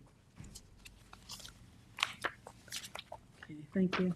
Go ahead, Brenna. So if you're looking at the narrative, the first impact is the impact on land. Both the lots are pretty small. One is just shy of a half acre and one is just over a half acre. Together, they're 0.97 acres. So a fair amount of the land will be disturbed. But there are two 3,000 square foot footprint buildings. There's a partial second floor and a partial finished basement. So the total of each is 4,950 square feet. I mentioned the uses, all permitted. The housing units are by special exception. And we propose drainage and IA systems as well. For impact on groundwater, the next impact, it will conform to the Department of Health and County requirements. There's a potential impact for stormwater runoff because of the impervious surface proposed. They are in the groundwater management zone 4, which allows for 300 gallons per day per half acre. And they're proposing liquid waste that's in excess of what's allowable. So I provided a little grid there showing what's allowed versus what they are proposing, and ultimately offsetting the flow of transfer of credits or development rights, and then you will require a variance. So they are allowed 584, and they're proposing 946 if that's the law. And that's because of it's being approved because of the affordable housing, workforce housing. What do you mean by that? Yeah, that's the workforce housing is somewhat of a mitigation, even though it's being built, because it's something we need. Just clarification, the workforce housing is being added to this project as a benefit to everybody involved. That's what I'm trying to say. Yes, and the only reason we need the sanitary flow is for the workforce housing. Exactly. Yes. Yeah, I thought that's what you were asking. Yeah, I just wanted to make maybe sure I I wasn't covered both articulating points. it well. The second page is impact on ag resources. It's on here because it does have class 2 soils. It's historically may have been farmed, but the home that exists now was built in 1973, and the number 80, or the triangular portion, was always maintained vacant and cleared. Impact on aesthetic resources. The design of the buildings are nearly identical to one another. It's in keeping with the adjacent use to the south, which is also a commercial use OD district. And it's also in keeping with some of the highway business and our village business going down further toward the downtown Watermill Hamlet. It's stucco facade with vertical cedar accents or dormers and a metal roof and glass entry. Historic and archaeological. It is in the archaeological sensitive area. In 2019, there was approval for a subdivision for 2 lots, and we had submitted a report at that time of phase 1A, 1B for the vacant portion, which encountered no historic or prehistoric artifacts, and they recommended no further archaeological work, and we reviewed that during pre-submission as well. Impact on transportation. Both lots will have a shared curb cut, pretty much right in between both of the lots where they meet. Maybe I could pull this one out, actually, the landscape plan, because it shows both lots together. So there's a shared single access to the road. There will establish cross access and shared parking between the 2 lots, as well as formalizing a parking agreement with the lot across the way where the church is located for any overflow. So the parking, the proposed parking are 34 spaces cumulatively between both lots. 3 spaces are land bank. What I've calculated to be required is 39 spaces. So there's a discussion here of the land bank spaces, because they sort of go into the front yard as well as a little bit even into the front transition yard. That's these 3 spaces here. So that's one item of discussion. And then the other is any waivers for the housing units and potentially waivers of parking because they're gonna have a shared agreement with a lot across the street. So as I've written it up, I show here what's being proposed and what's required. There's 5 spaces shy, that equates to the 750 square feet of finished open space in the basement of the office building. That's where we're kind of missing that 5 spaces. If the board elects to waive the parking spaces for the units, we'll have 2 potentially to be waived on this lot and 4 on this lot. So that's just, I just want to bring that up as a discussion. Can we just pause there for a second? Sure. Just to get some clarification on this. Prentice calculations include something that we didn't study as part of designing the program, which is the actual unfinished basement space. You know, there was no intention of utilizing that space whatsoever, other than mechanicals and the possibility of putting some boxes down there for the office, you know, as storage for the office. I understand the town parking calculation requirements, but to add 5 parking spaces to a use for an unfinished basement that is not going to generate any additional people being on the site, I think is, you know, something that's difficult to plan for, you know, in terms of adding parking spaces. So if you were to deduct those 5 spaces that are in Prentice calculations from the calculations, we are fully compliant.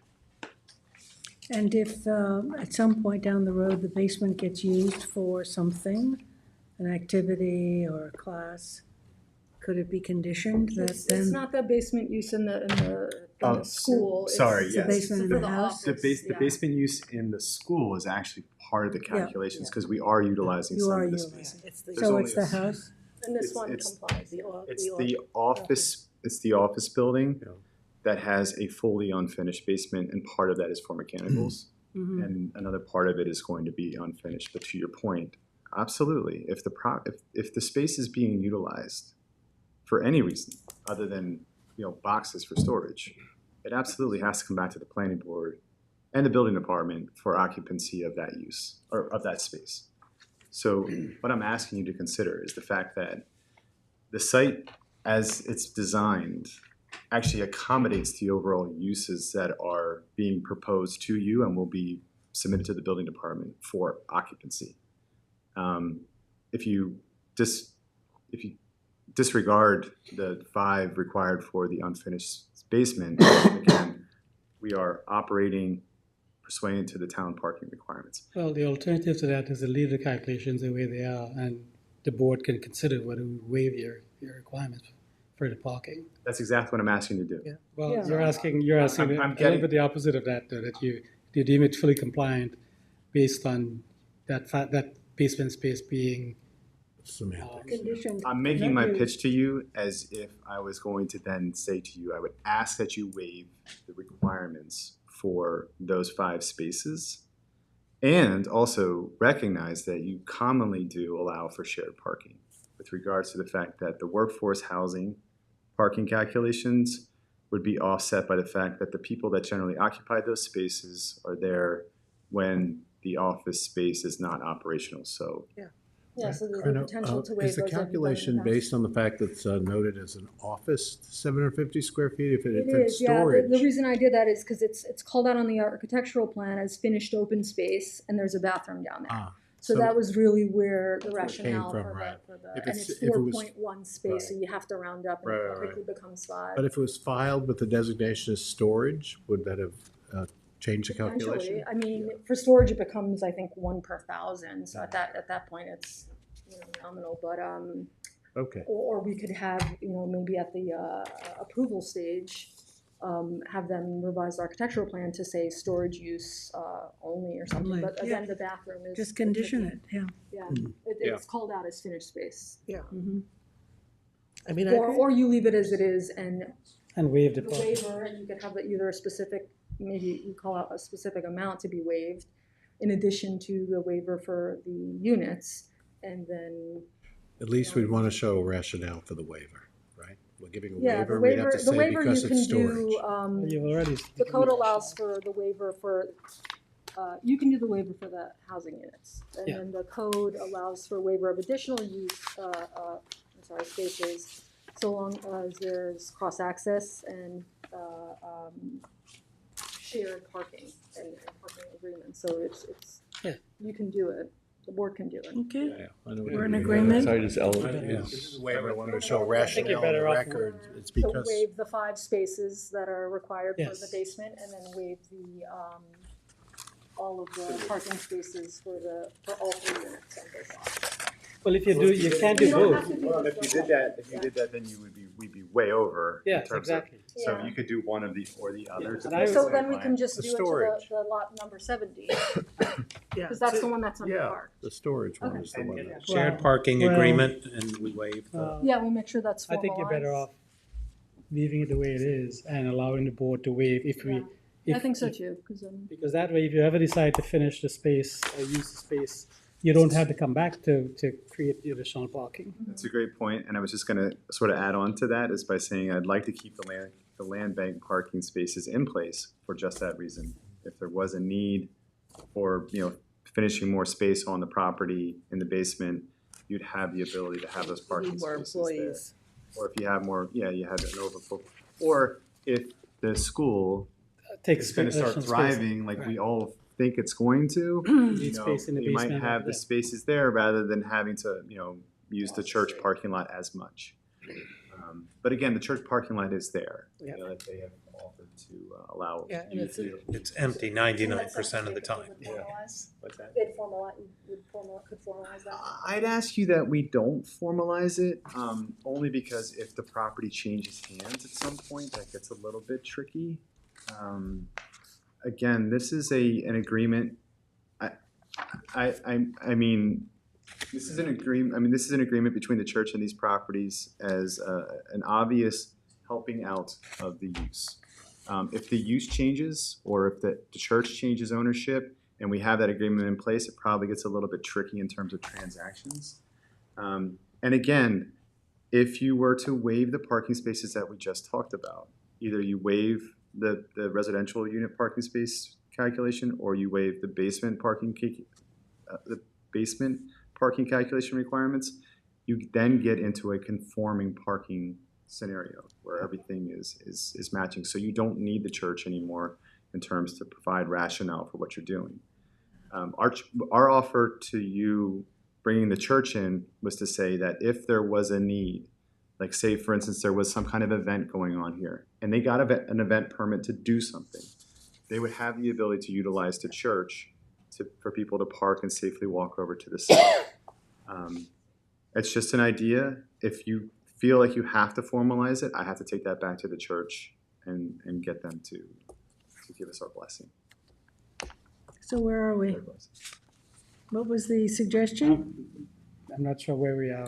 Are we gonna waive the 5 waive the spaces? 5. Do the 5, Waive it's the sort of 5, based and on then- having shared parking. That takes care of everything. Okay, Let's share parking with the church. let's do that. And I would assume Formalize. that as part of the special events permit, the parking issue might have to be addressed. Absolutely, it does. So- When you apply for the special event permit, you have to demonstrate where you will be parking, at which Yeah. time we will say. So that's when we use that's the when church. that So gets you have shared- formalized. Okay, so that's the rationale to waive the 5 blocking. It's a shared parking project. And the 2 for the housing unit? No, just No, waive the 5. just- Just I waive would the just- 5 I on would- 70. You don't need the 2. You really need, if it's 4.1, I would reduce it down to need 4 instead of going up to You gotta go up. 5. The code says you have to go up. You have to round up even if You have it's to round up. 4.1?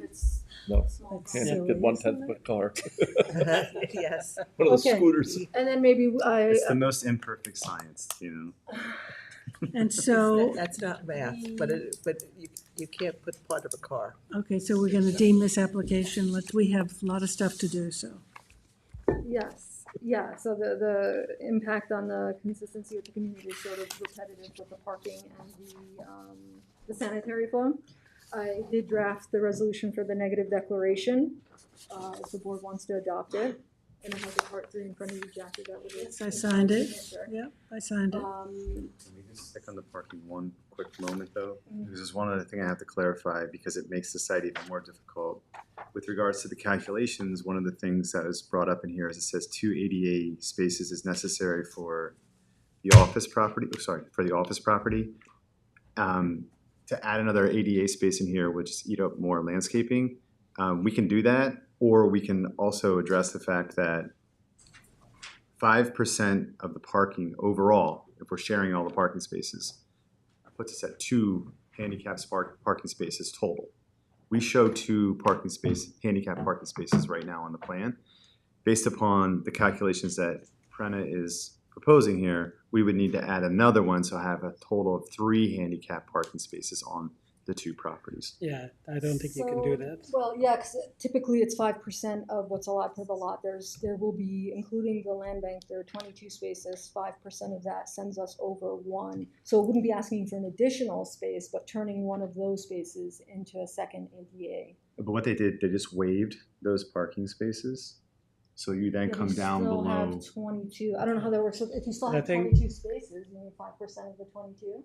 But I think the ADA requirements would require that you need to have at least a parking space for each entrance to each building. You can't put 2 by 1 building, and you have to serve. So we have one at each building, that's Oh, what you I'm do, saying. right. That's what I'm saying, is what I'm saying Brenna's calculation is saying is now we'd have to have 2 on one lot and 1 on But the you other. just have to label the one on the other side. Yeah, There's no we're hardship. not asking for a Oh, you're saying just the additional labels. Yeah. space. We're just saying That's all you have make to do. one. You have to- Okay. Yeah, because All you right. already got the aisle, so you're all set. All right. And so it's not a surprise later when Then we're we're going good. through site plan review, making this Okay. one a 9-foot space. We're So you trying might have to to lose a make it foot. work. We're Okay. trying I'm to trying to really get help through this you. as quickly as possible, sorry guys. But Don't if I complicate it, get Brian.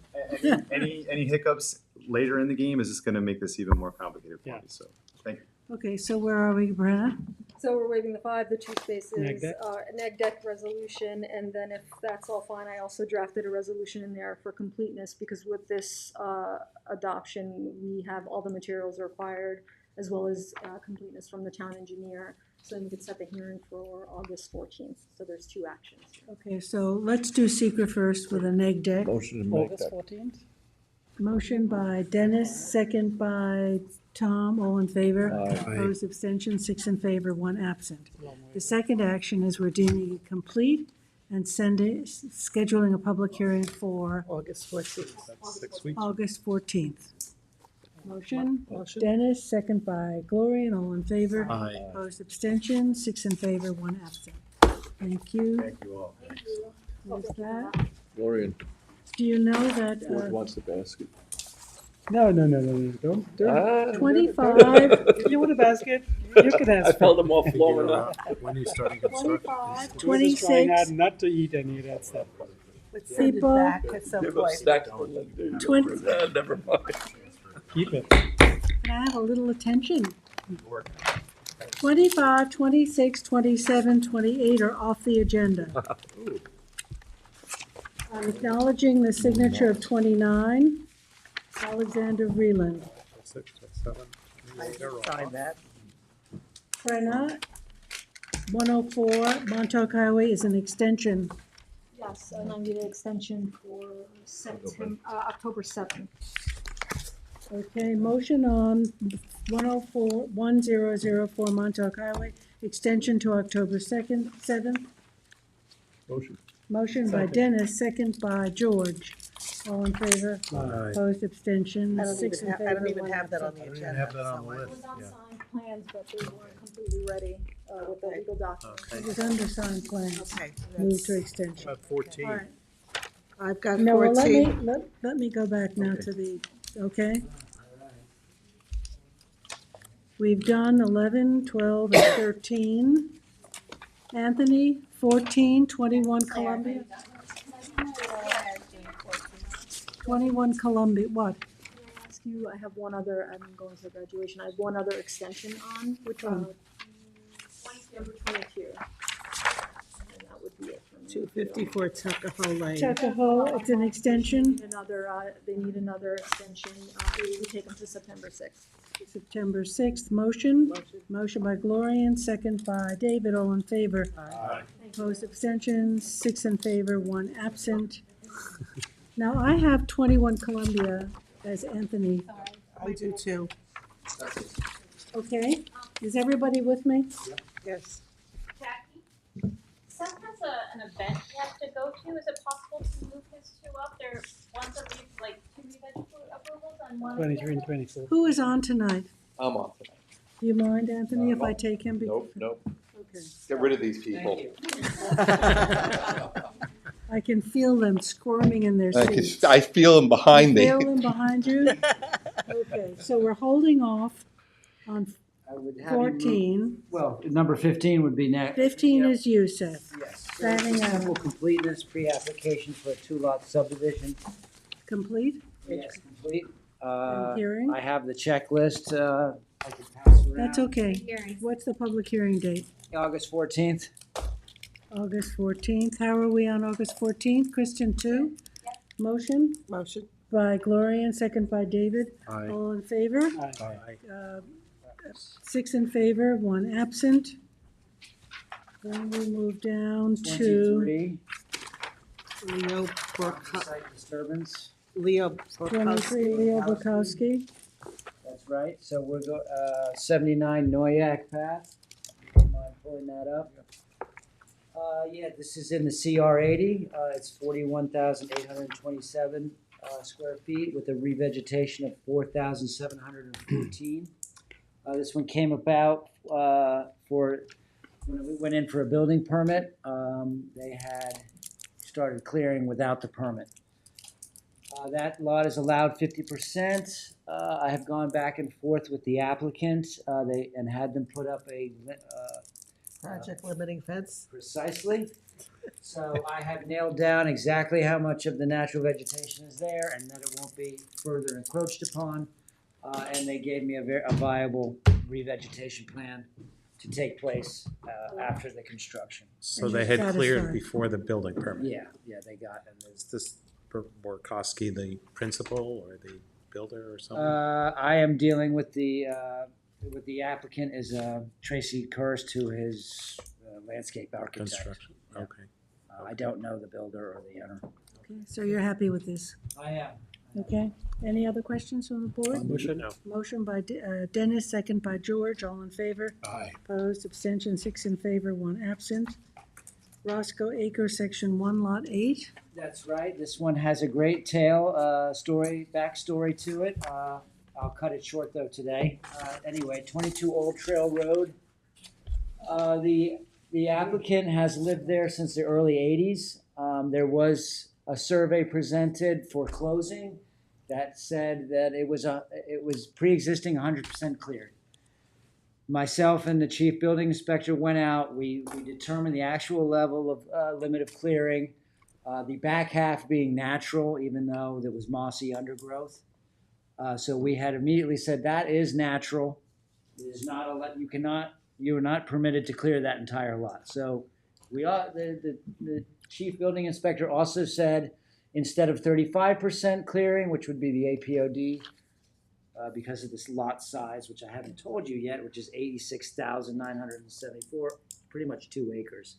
At any rate, a letter of determination was filed on 5/14, granting that lot 40% clearing.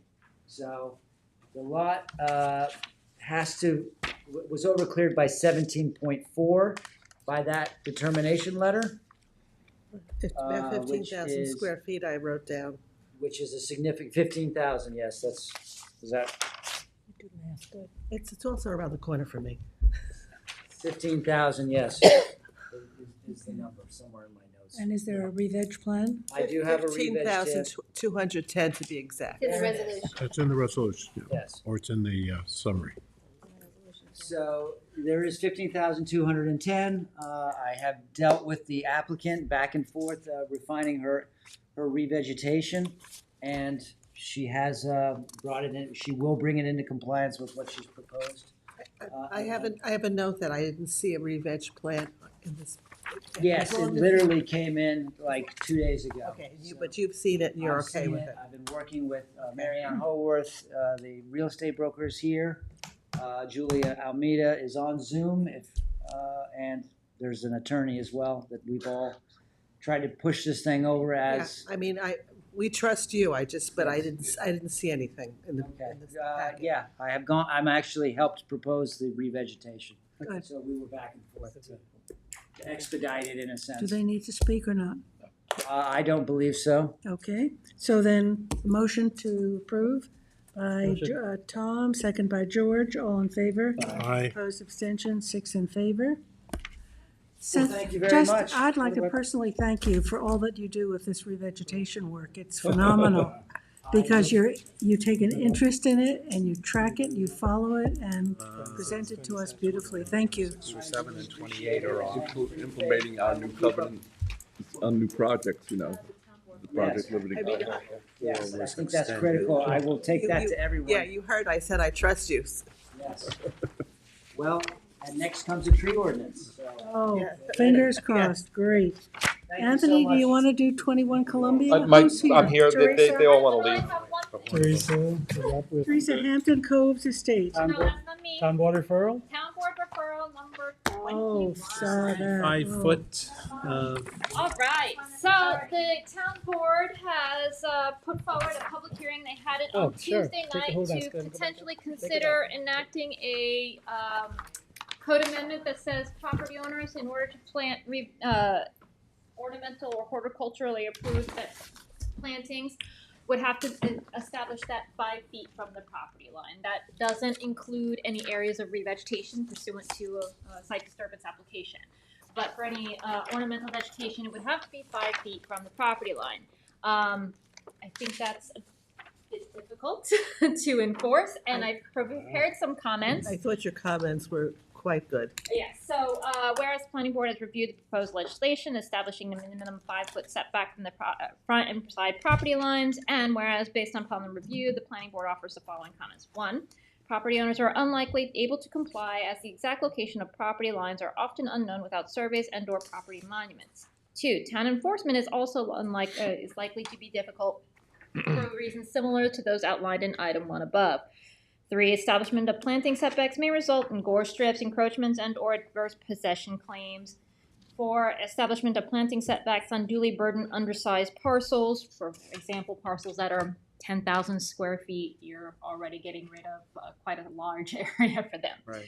And in light of the above, the planning board recommends that section 261-1B3, which is the property maintenance code, be amended to require property owners to maintain to ensure that ornamental vegetation or cultivated vegetation does not encroach onto the adjacent property. The elephant in the room is that there's currently no administrative process for planting of ornamental. So how's this all going to be and transpire? Which department's going to oversee it? Which is going to enforce it? Which is going to Exactly, exactly. That needs to be said maybe right at the top. Okay, so I'll add a number 1 and Currently, then no renumber them process, and no say, mechanism for administrating the planting of ornamental. so it's unclear who would administer. Yeah. In addition to which, who knows how trees grow? I mean, How- it's sort of predicting they're going to grow 1/8 of an inch in 6 months. I'd love to know what My the genesis understanding- of this. I have no idea. I'm just gonna ask the same thing. What caused this to be done in the I have first? no I believe idea. there were some people who were complaining about having to maintain the vegetation which overgrew onto their property. But state law, well, You can I cut believe it. it's common law, it says Right. you can prune anything Yeah. on your side your of the side, property yeah. line. You Yes, can cut your it side of the right fence, from the cut it Tree off. Yeah. branches, anything, right? I know my sister-in-law lives in Baldwin, and she's got this giant oak tree, and she loves the oak tree, and she's not getting rid of it, and her neighbors hate it, and they just trim up their side, but her backyard is They're shaded right. and theirs is Yeah. not. And this is, the maintenance is covered in section 261-1B3, yeah. I just trimmed one Okay. of my neighbor's tree, which was going over my side. Right. It is what it is. I've done that. Yeah. Any other discussion? Motion to approve, motion by Gloria, and second by Dennis. All in favor? Thank you. 6 in favor, 1 absent. Now we 21 are- Columbia. We are there, Get finally. a few branches that cut, but 21 Columbia. The board might remember this subdivision application. This was a large landlocked parcel Yep. that sits behind the old filed map and access off of Columbia Avenue. And Joe Gaza had come to the hearing saying that he did not believe this property had rights of access Yes. through, it was a whole big discussion. And actually, we got a determination that they in fact can have access to the property. They've submitted a preliminary application and it's missing a whole bunch of stuff, so it's incomplete. so if you don't mind, Incomplete. Motion to deem incomplete. is that determination from the building inspector or? No, it's from legal. Oh, Town attorney's office. So, Motion to deem it incomplete by Dennis, second by Gloria, and all in favor. All in favor? Aye. 6 in favor, 1 So there's absent. no way they would get that. They would- Okay, we've done that. West Hampton. West Hampton Activity Center, Claire? Yes, we're just going to assume lead agency with that one. Okay. And then we'll have secret for the next week. Okay, so motion to assume lead agency by Gloria and second by David. All in favor? Aye. Opposed, abstention, 6 in favor, 1 absent.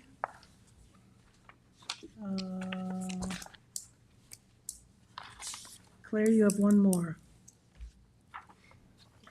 715 County Road 39. Yes. Let's do that. Second Finish floor it. storage. Yeah, so that would be Complete? complete, yes, so they Public hearing. are, that's formalizing a parking lot, a buffer in the back, some plantings in the front. It is complete, waiving public hearing because there's no interest, public interest on that Mhm. one. if you 30 remember day, that. 30 That's day, that. 30 days? Strollopoulos Motors, picture that one? Yeah, yes, Okay. Yeah, so, 30-day written comment 30-day period. written comment period. Okay, motion to deem this complete Motion. and waive the public hearing with a 30-day comment period. Motion by Gloria, second by David, all in favor? Aye. Opposed, abstention, 6 in favor, 1 absent. You're done. Okay, Thank you, Claire. thank you. Anthony, It's all you, Anthony. it's the Anthony show now. We're done. Ta-da. Number, Lighthouse, is that it? yes, Lighthouse. number 1832. So this is on Lighthouse Road, existing motel, cottages, or restaurant. They came in to legalize like a refreshment bar inside the building. Corjay's is down here to give you some sense of where it's right next to Corjay's. Okay. But they've got a whole bunch of issues on this property that need to be addressed. So we're gonna deem it incomplete until we figure out what other items we need to accomplish here. So it's incomplete. Okay. Motion. Motion by Dennis, second by Gloria, and all in favor. Opposed, abstention, 6 in favor, 1 absent. 20 Hampton Cove Estates. Yeah, this was the conversion, a motel conversion to the 8 apartments. That we've We looked at actually went through the whole public 17 times. 17 times. We went through everything, had the public hearing, and then it was determined that they would in fact have to upgrade their septic system. So we redeemed the application incomplete. They've given me a septic system plan now, so all we're gonna do is deem this application complete. I'm gonna then refer it back to the engineer one more time, and then we'll put it on for approval. So we're just deeming it complete again. Incomplete. No, complete. Complete. Public hearing? No, we already had one on this. We had. Yep. You wanna do 30 days anyways? Sure, we'll do 30 days. Okay, so deeming this complete with a 30-day written comment period by Dennis, motion, second by George, all in favor. Aye. Opposed, abstention, 6 in favor, 1 absent. I think we are done. Yep, that's it. Motion to adjourn. Motion to adjourn by Gloria and second by Dennis, all in favor. Aye. Opposed, abstention, 6 in favor, 1 absent. We are adjourned. Please turn off your mics.